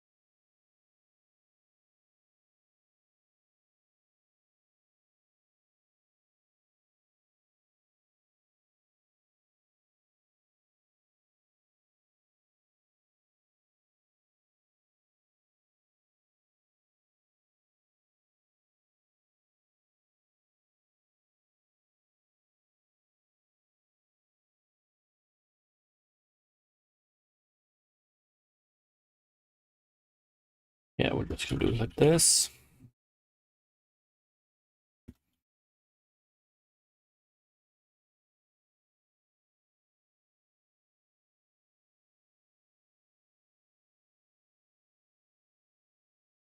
And then we have set mesh.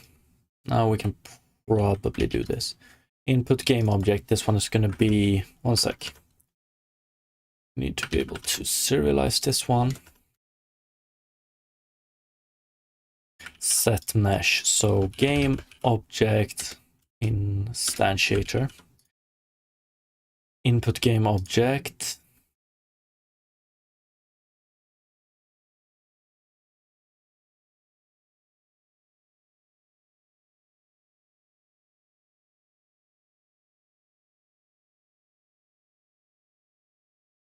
Yeah.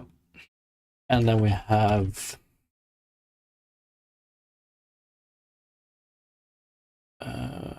mesh. Yeah, here's where we want to split it up. So right now we have nodes are connected to nodes. But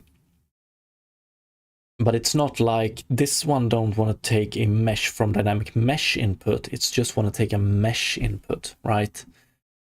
So maybe it should be mesh data or something. I'm not entirely sure just yet.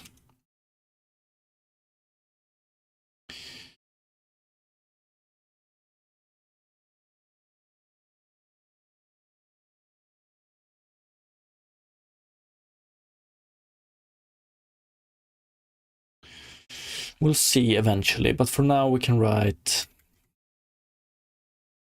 mesh from dynamic mesh input mesh.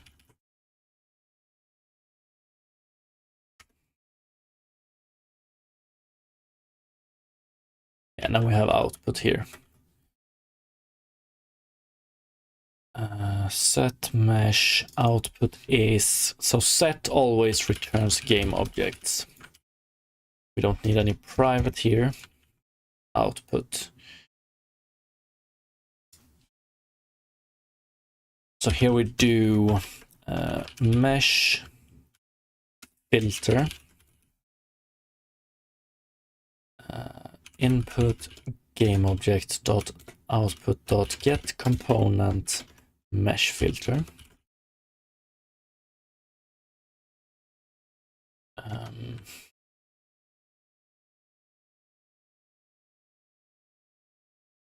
Do like this, private.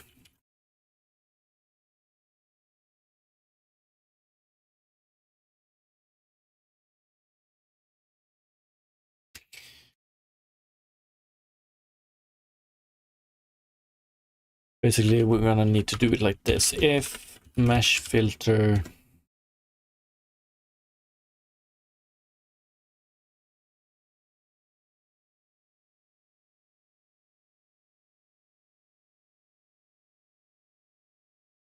let's do it like this. If mesh filter is not equal to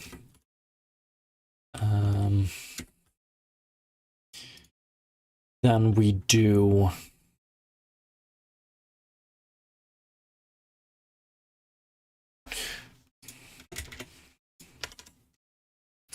skinned mesh renderer.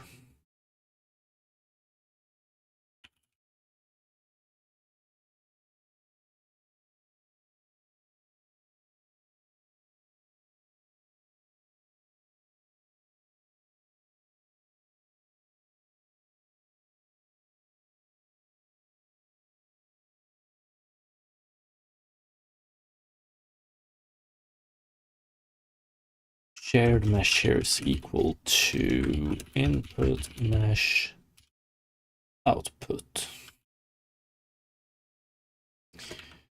And then we'll return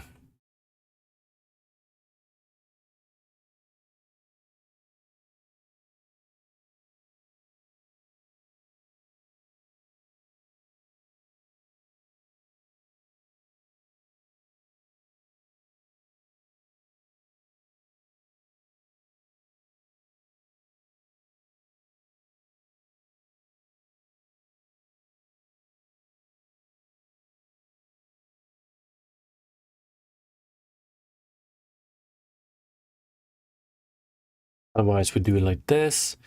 If mesh filter is equal to null, then we do mesh filter is equal to add component mesh filter.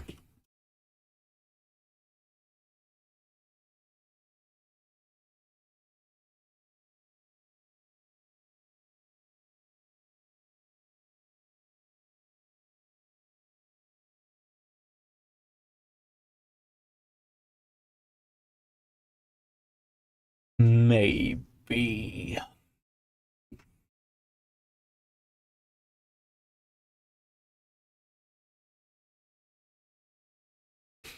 That's it, right? So what we have now is we have a dynamic mesh generator, which we can put into mesh from dynamic mesh, which we can add as input to set mesh, and then we have game object instantiator.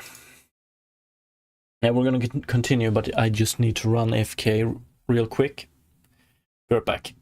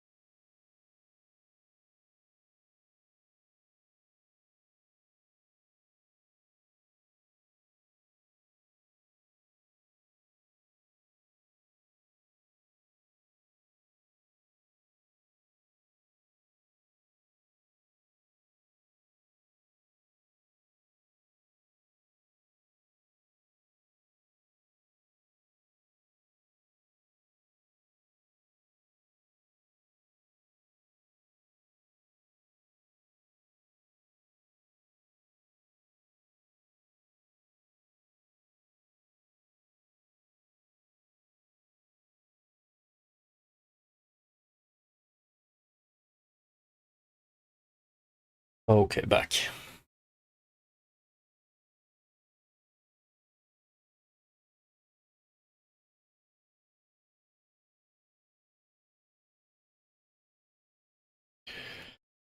Okay. So the connection currently, we're just gonna link them nodes to node. Not entirely sure how. Like the way they are implemented currently means that we can go. We start from the end node, which is set mesh, I guess. Yeah, let's add a this might be a temporary node, but let's add it and see what happens. So a finalize node, I guess.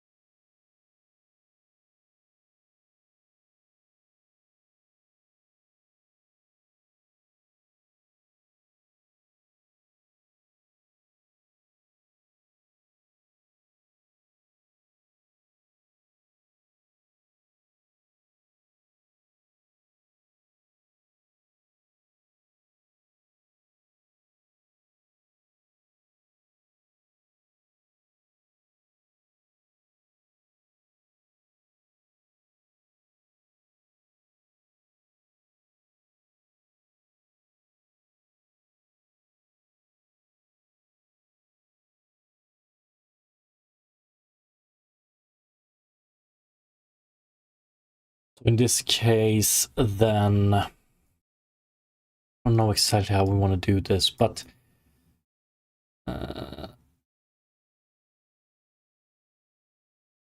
Private, and we're going to do set mesh.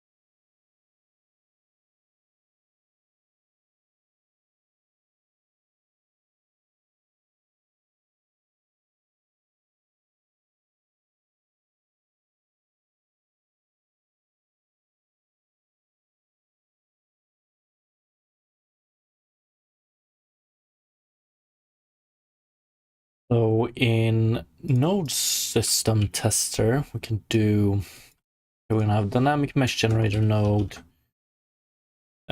game.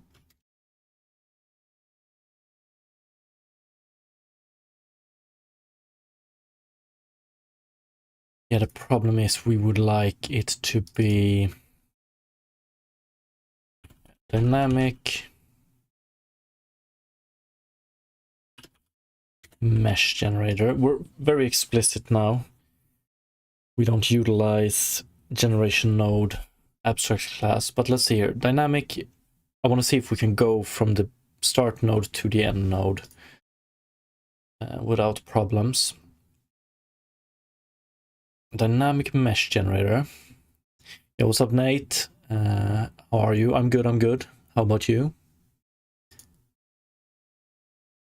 Dynamic mesh generator, and then we have game object instantiator.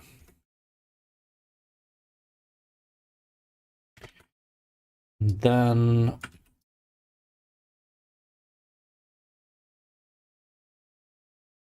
mesh from dynamic mesh.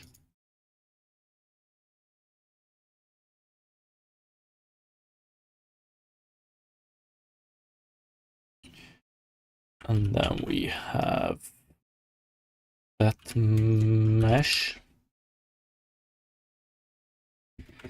And finally we have finalize.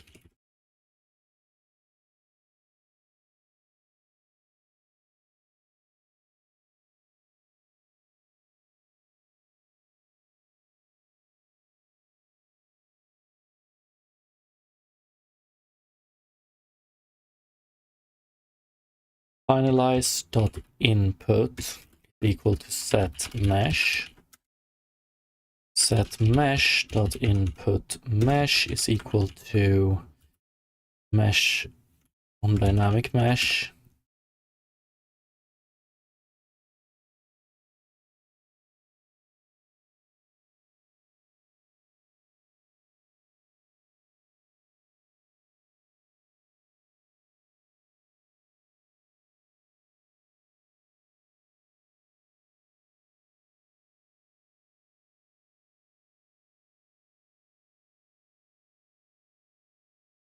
That's it actually. Input mesh, set mesh. So we generate.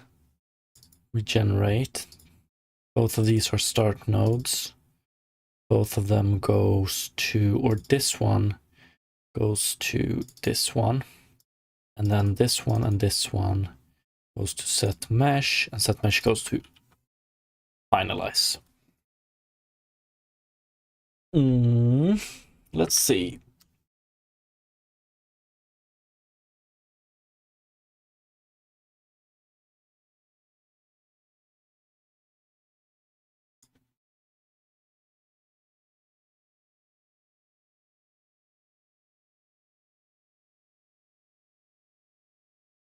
We probably want to solve this with interfaces later on.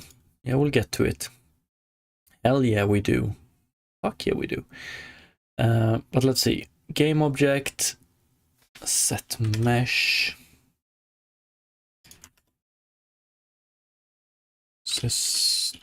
system, but serializable.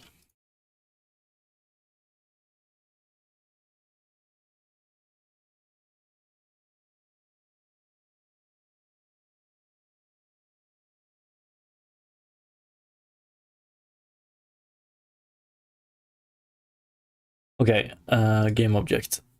Let's name it node system tester. So let's instantiate an icosphere with radius 1, subdivision 0, rounding 1. And then game object, we're not going to use a prefab here. And you have mesh from dynamic mesh.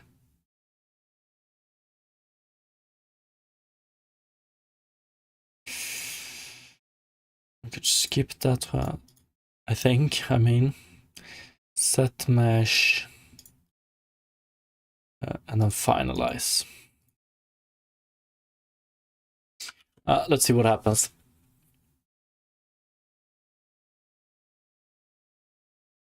We get pretty much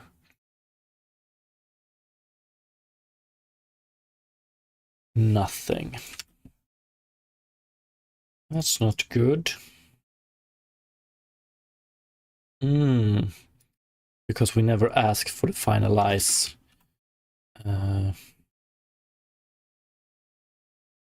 Test result is equal to finalize dot output. That should make it work, I think, or that should fire it off.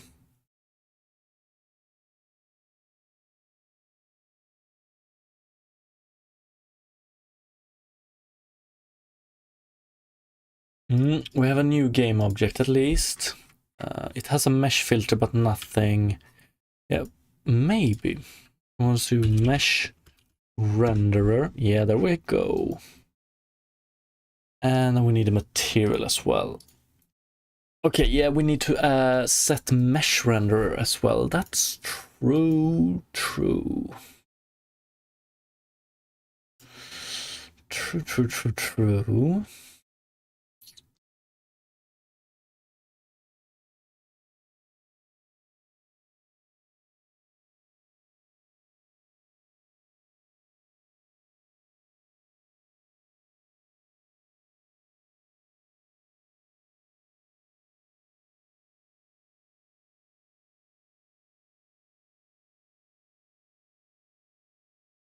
Okay, but that's pretty cool. And I'm wondering if we should do, yeah, maybe we can do it now. Node system data nodes.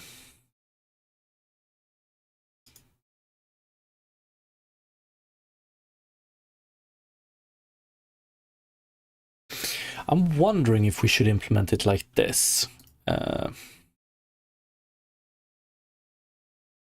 Node, let's see here. Node rules, maybe. Or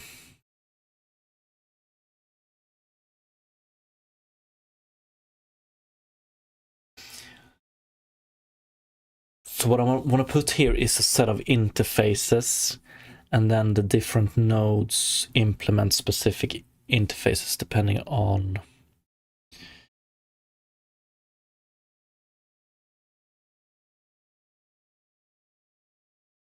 like this. Node rules, let's add empty, and we do output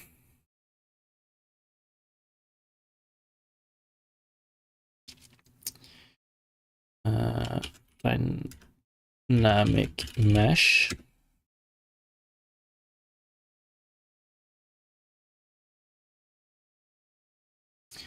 Maybe I want to rename it actually node rule.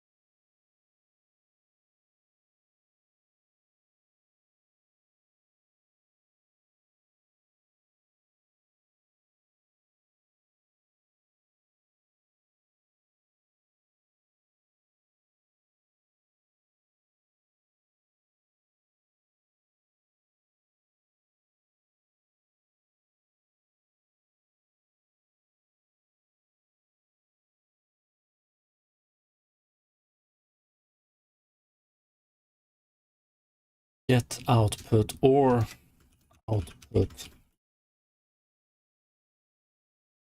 Do I want to do it like this? Yeah, maybe. Okay, for oh man, I don't even want to start working on my project because I need to get and set up animations from Mixamo. Oh, Mixamo. Damn.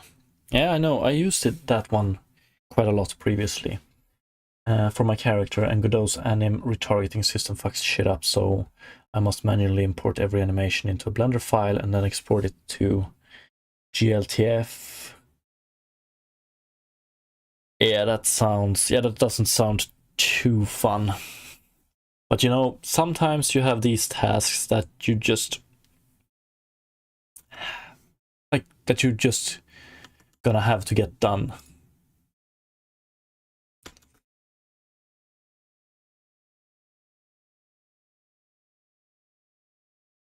I wonder if it's like this I want to do it. So output dynamic mesh. So dynamic mesh generator, generation node, and output dynamic mesh.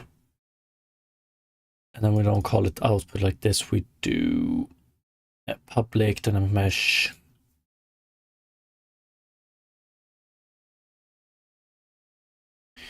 Get output, or yeah, output dynamic mesh.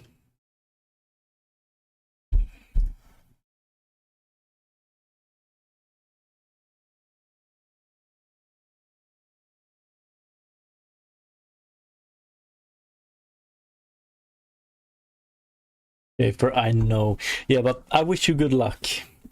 Like everything with animations and exporting and importing, it sucks so much. I don't know how long it took me to get my character animation pipeline into control. Like I used Blender to model my character, then I used Rigify in Blender to add a rig to it, and that rig is extremely... It has a lot of bells and whistles that we don't need in a game-ready rig, so I needed to convert it to a game-ready rig and import it into Unity, and it was just trouble on top of trouble. It was a pain. And now, a couple of years later, I don't even know if I want to use the same system eventually. But I don't know, like, how it's going right now. We will probably procedurally generate the rig for the creatures as well with this system, so I will see.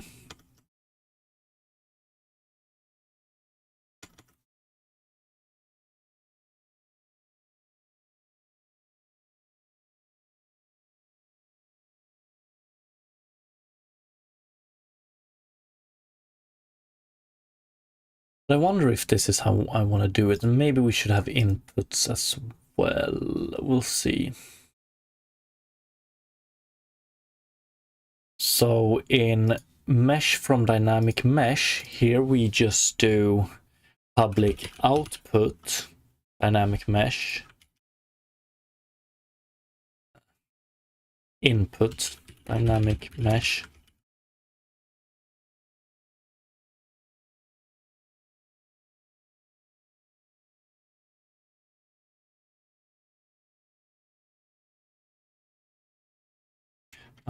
Output input dynamic mesh dot output dynamic mesh dot get mesh.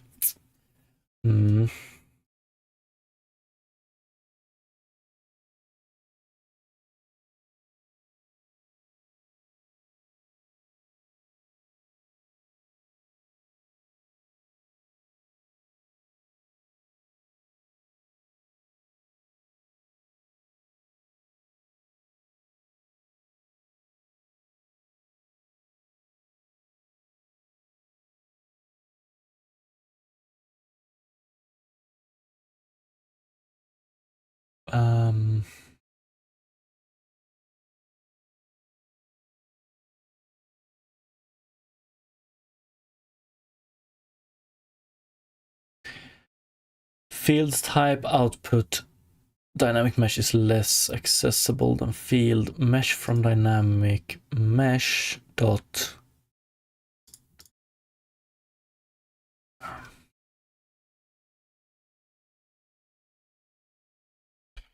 shouldn't you shouldn't define public and private here, right? Do we need to do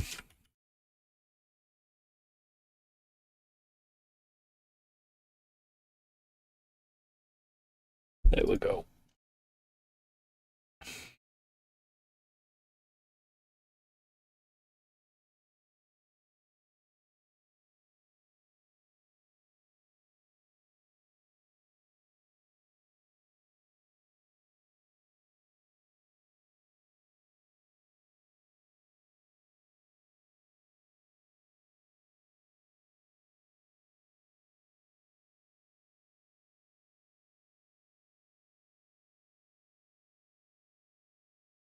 It's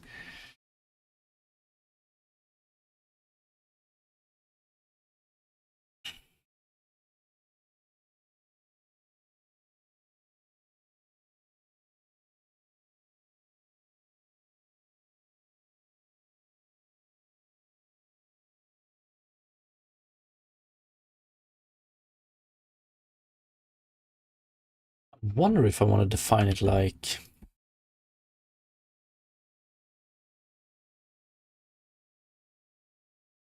is that weird?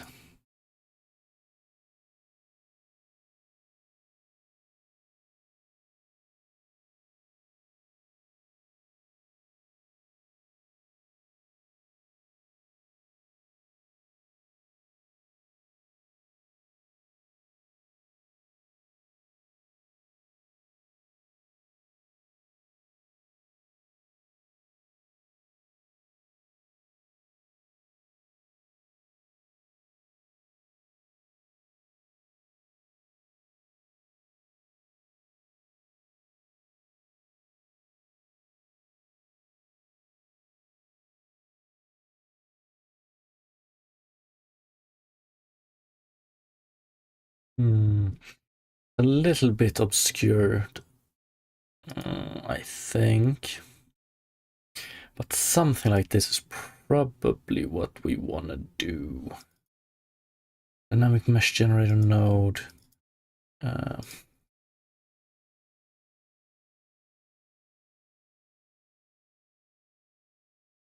Scafer, okay, I think collecting a list of animations I need is the first thing I must do to make things less overwhelming. Yeah, just split it up into smaller and smaller and smaller tasks.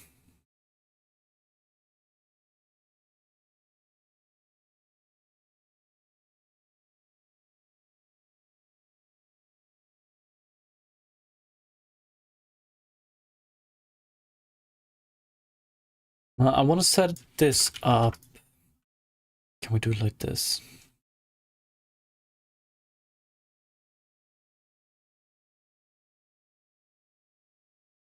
Probably not.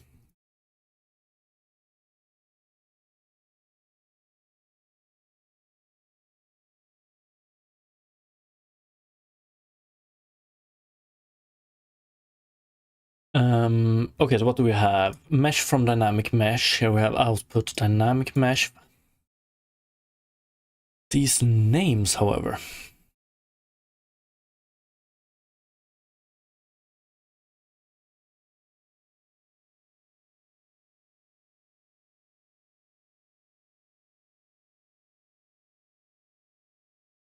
Output.dynamic mesh, input dynamic mesh.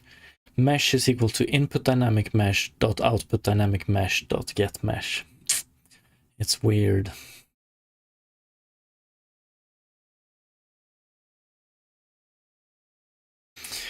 But dynamic mesh generator set mesh. So here we have two inputs and we want to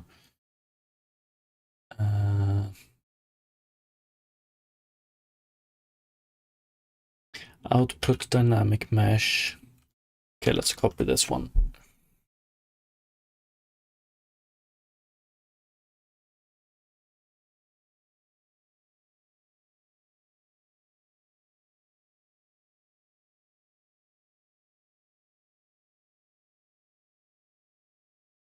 output mesh.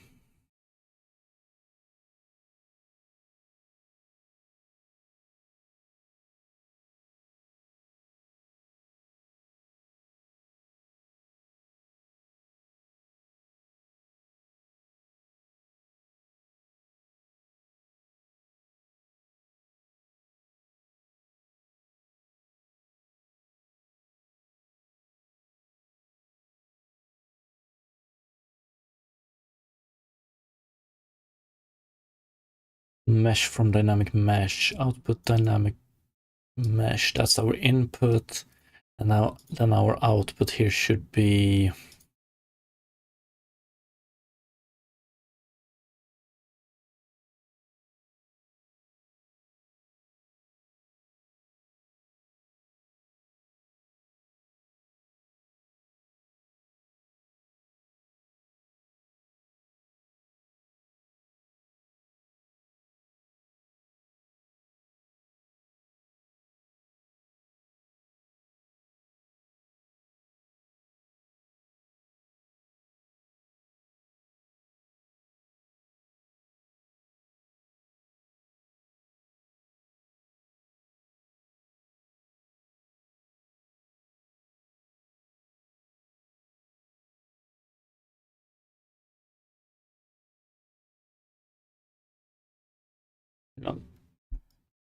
not gonna add any additional checks for now. Output mesh, output dynamic.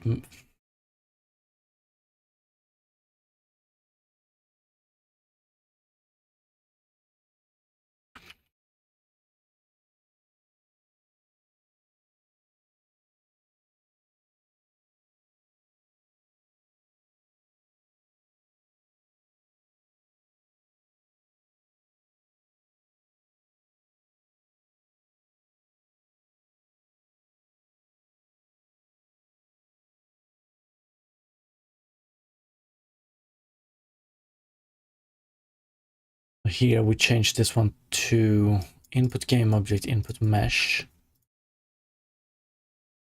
output dot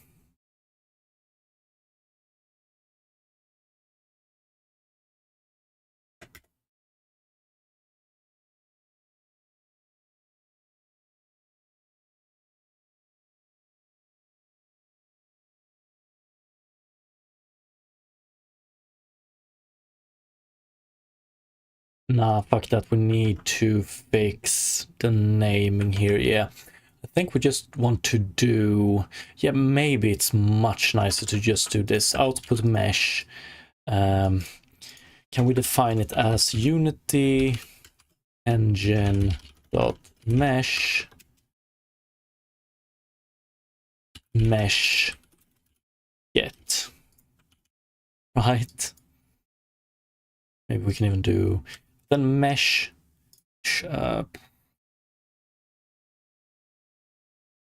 value.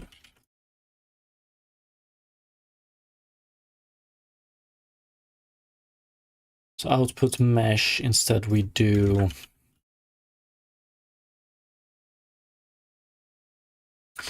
but yeah, we can't name them all the same, can we? Maybe we can. I wonder how that would work.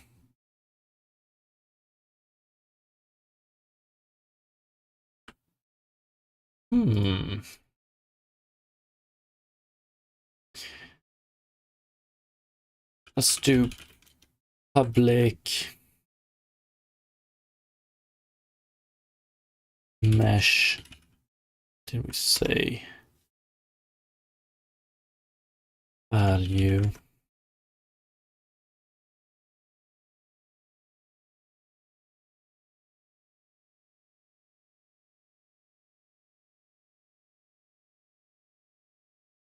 Could we then do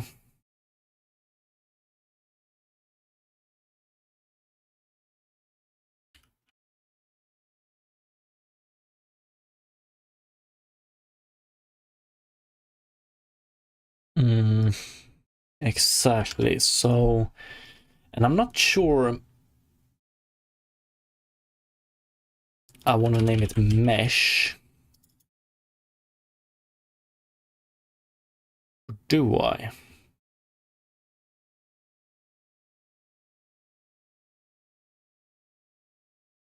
Output.mesh.mesh.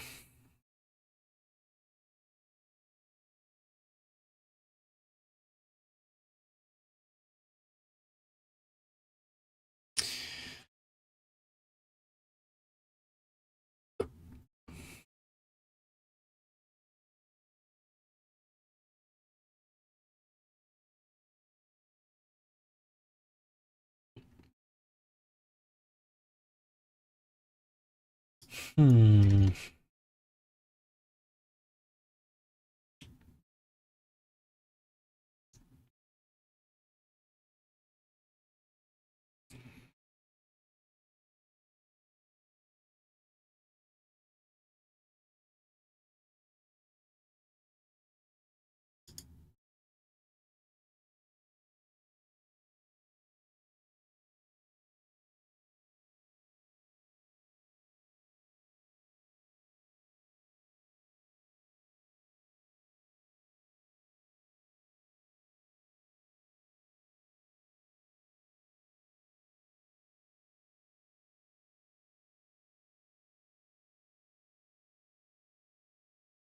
If we just name it input, yeah, then it's so, yeah, it depends on what we name it. Okay, let's do mesh.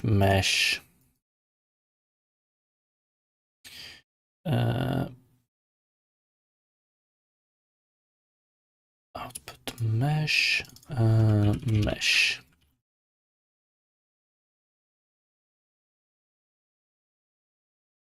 Maybe that's a bit nicer. Let's see how it looks with dynamic mesh. So this one would be data dynamic mesh.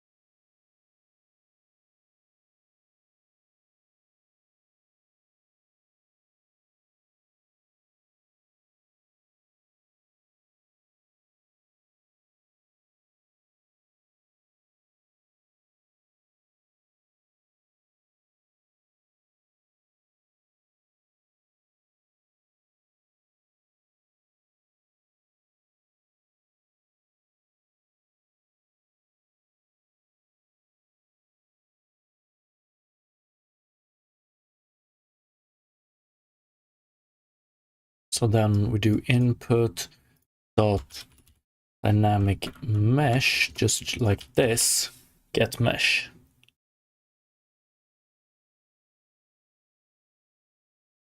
Scaper, do you know where to set up IK? Do you set up inside a 3D editor like Blender or inside a game engine? Actually, I have no idea. I've been meaning to, like, I want to start working with IK, but I haven't done any with it yet. I think both approaches works.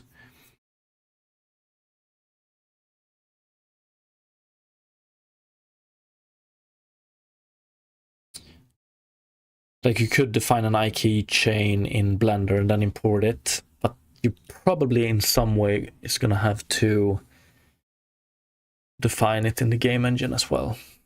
But please let me know.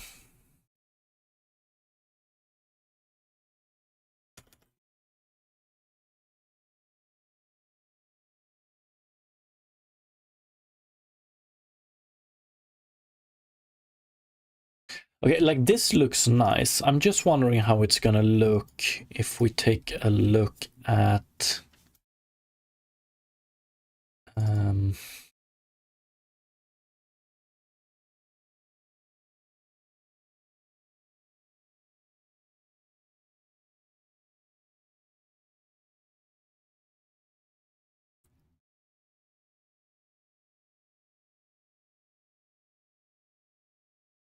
how it's gonna look.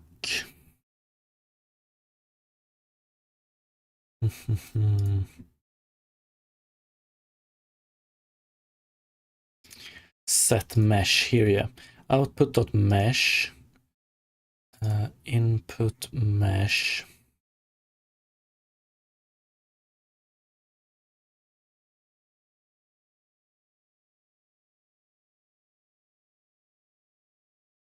I mean, maybe it's not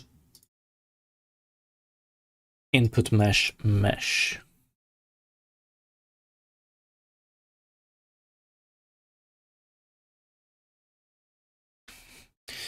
Yeah, maybe it's not too bad. Input dynamic mesh.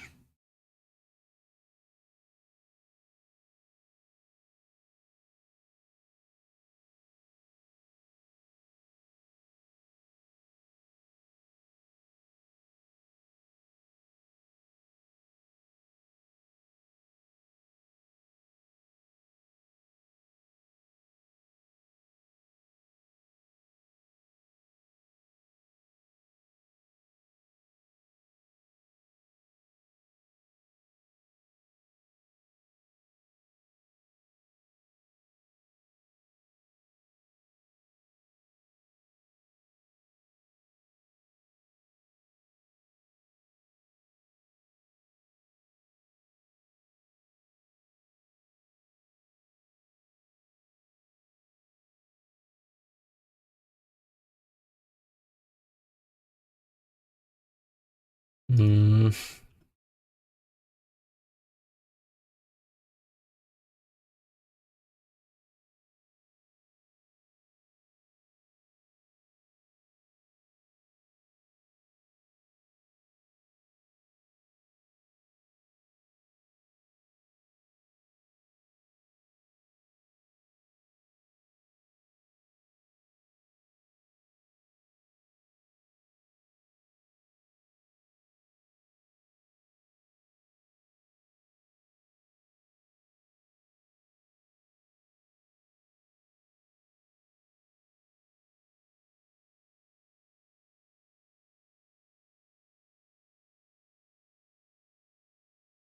I don't know, maybe.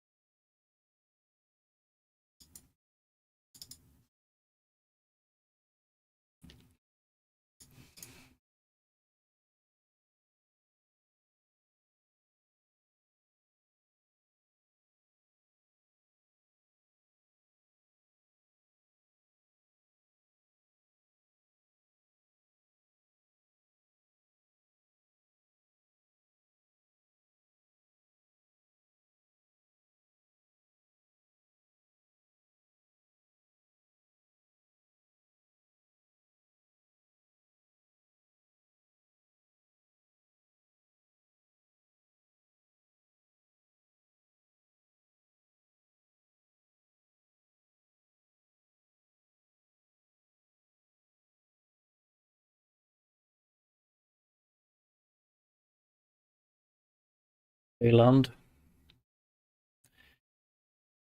Finalize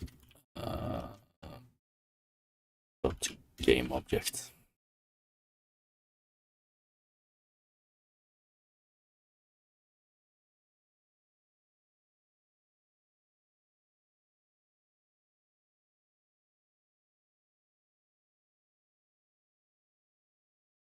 Here then we just do set mesh output dot game object input and then input dot game object. Finalize. This one just sends it onward. Not that great. Output dynamic mesh.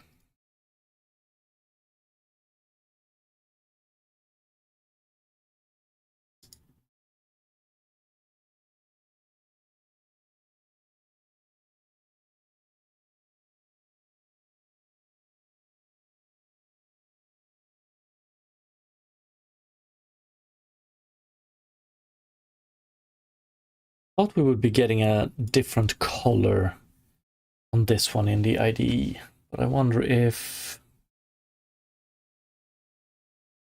Where do I use interface?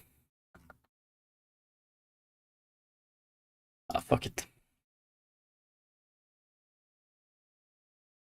Okay, this is a little bit nicer. Not perfect yet, though.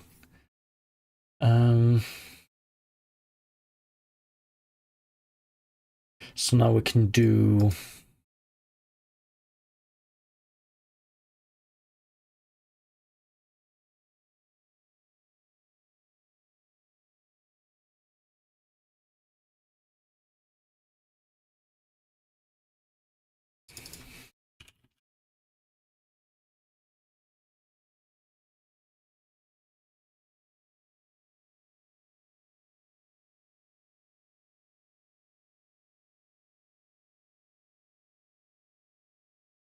Alan, what is output.gameObject and what is it used for?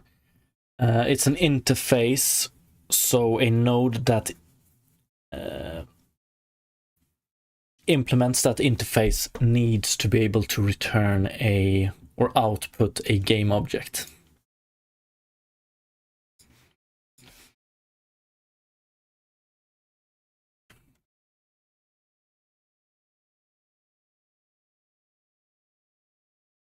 Okay, that works. Like, it's not the best setup just yet, but... And we go backwards, so we have a finalizer, and when we ask for finalize object, it walks backward and fixes everything we need. And this is pretty nice, except for the fact that I wonder what happens when we have... Oh, I know how we're gonna do it, I think. Oh. Maybe we can have a multiplier node.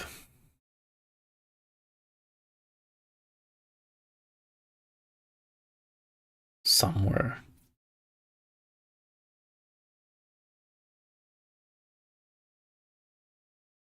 Or something. Yeah, we're gonna have to figure that one out. That's like the biggest problem right now, I think.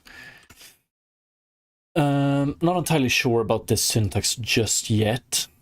So it's like very basic interfaces we have here.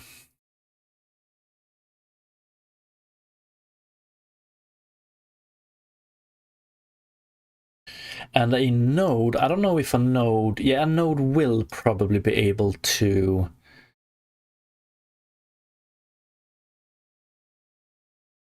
A node will probably be able to return multiple different stuff.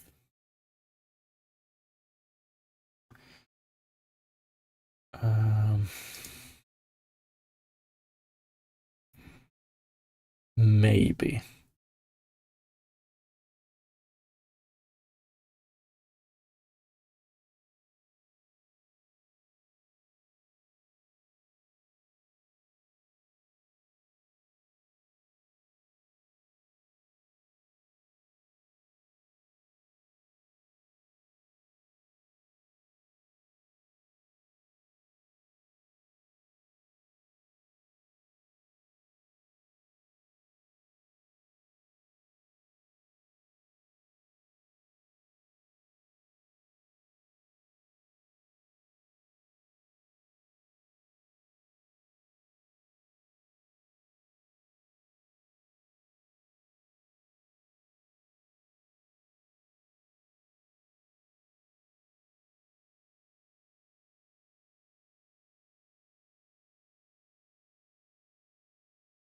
Elon, anyway, I've create/published another mod in like a day or two. Congratulations, man. That's very productive. I guess it depends on the mod size. But congratulations nonetheless.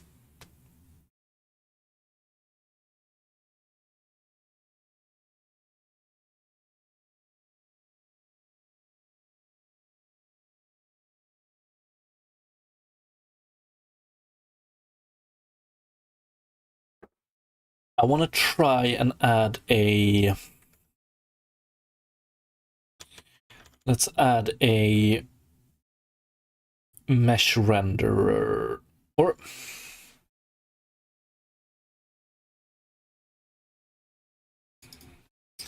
Mesh renderer, let's take a look. cube mesh render. What do we have here? We have lighting, probes, ray tracing, and additional settings. Yeah, I think we don't care that much about mesh renderer, like the settings of mesh renderer, except for material. So maybe it's enough by adding a set material. Yeah, I think it is.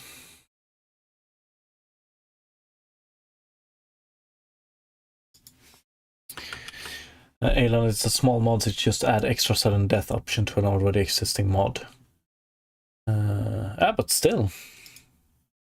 Very nice. Let's add...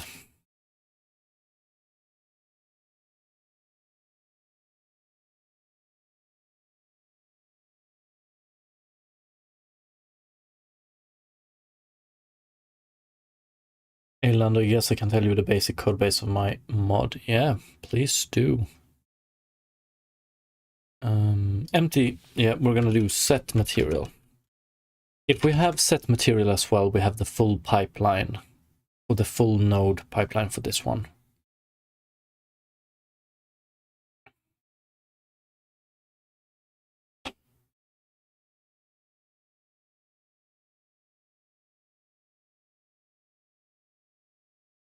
Set material. Let's go.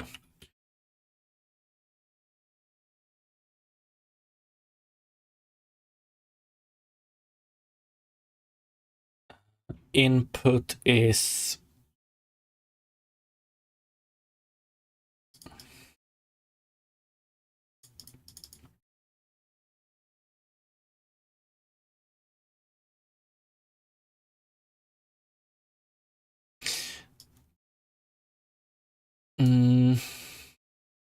do I want to generate the material myself? Maybe.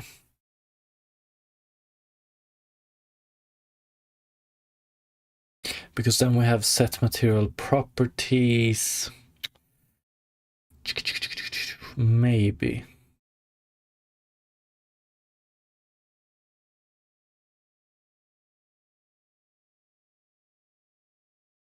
Initially I thought like set material, maybe that one, maybe we should define the material itself there, but maybe not.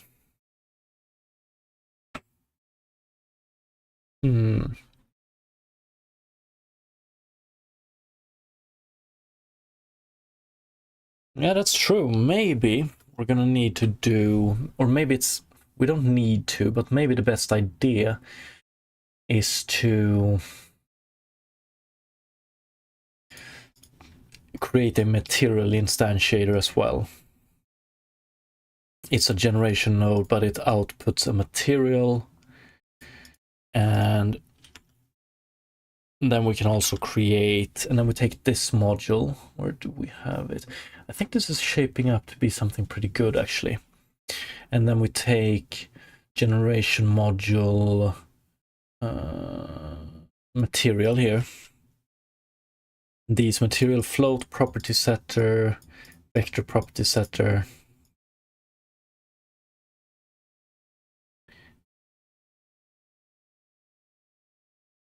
Hell yeah.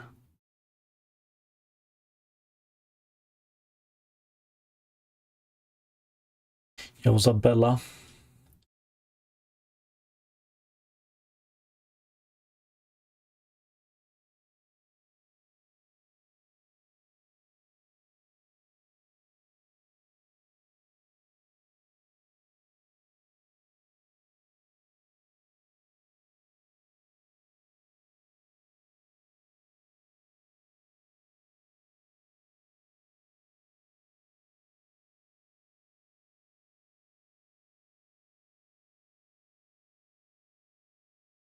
Yeah, I was about to ask Ayland.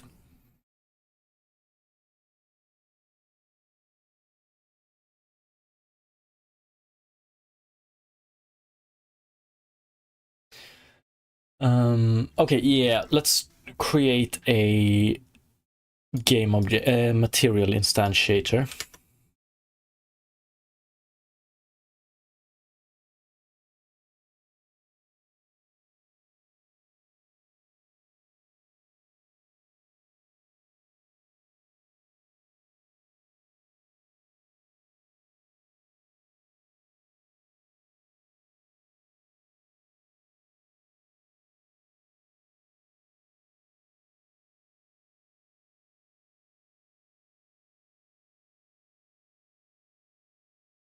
material instantiator, and then we add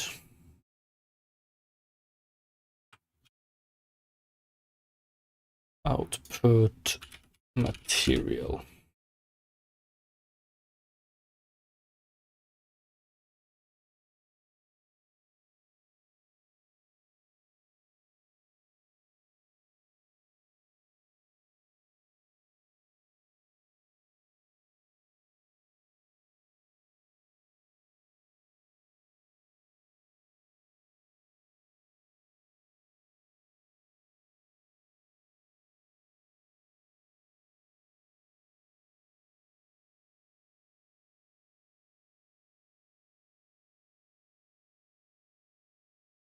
Oops.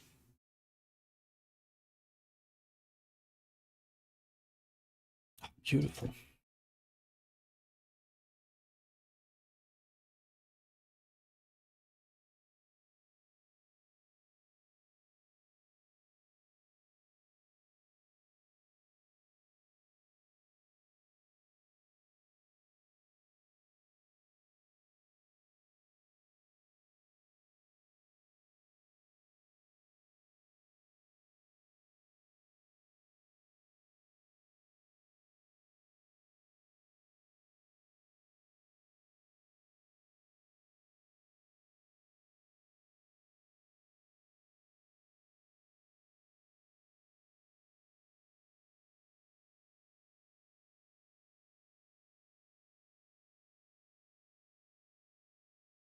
Material brief.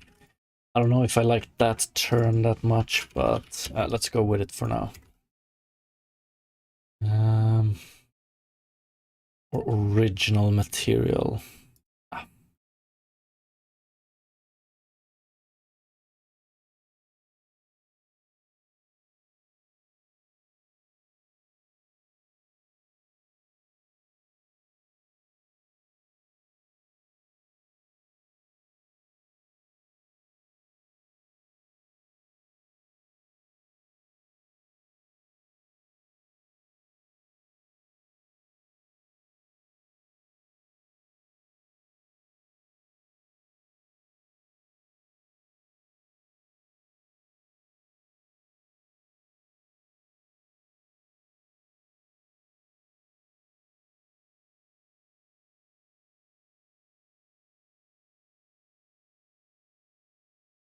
That material then takes a game object and material.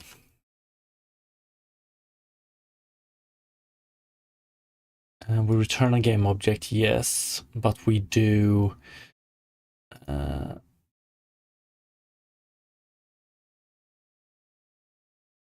we can get the game object like this. We get a skin mesh renderer.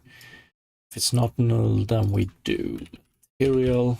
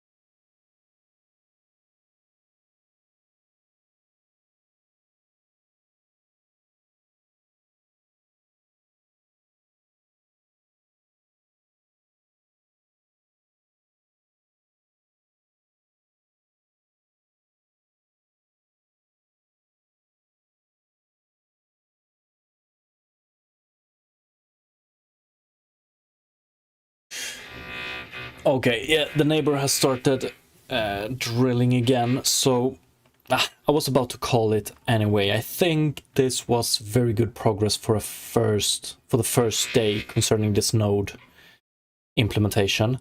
And I think we're going to begin tomorrow by diving into the Node API in Unity, because I think it would be very nice to get it up and running quickly, and maybe we can get some ideas how to alter what we already have or extend what we already have.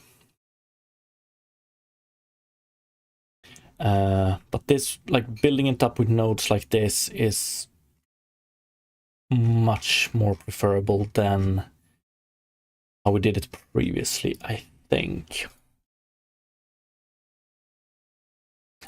My biggest question so far is just how we're gonna handle multiple. So like all of this we want to do multiple times. This one as well, actually. Not entirely sure how I want to solve that just yet.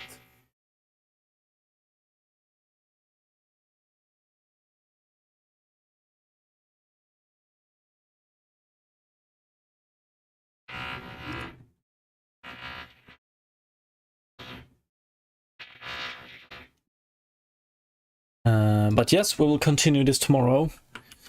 Thank you so much for watching, everybody. I appreciate it, and have a great rest of the day. Peace.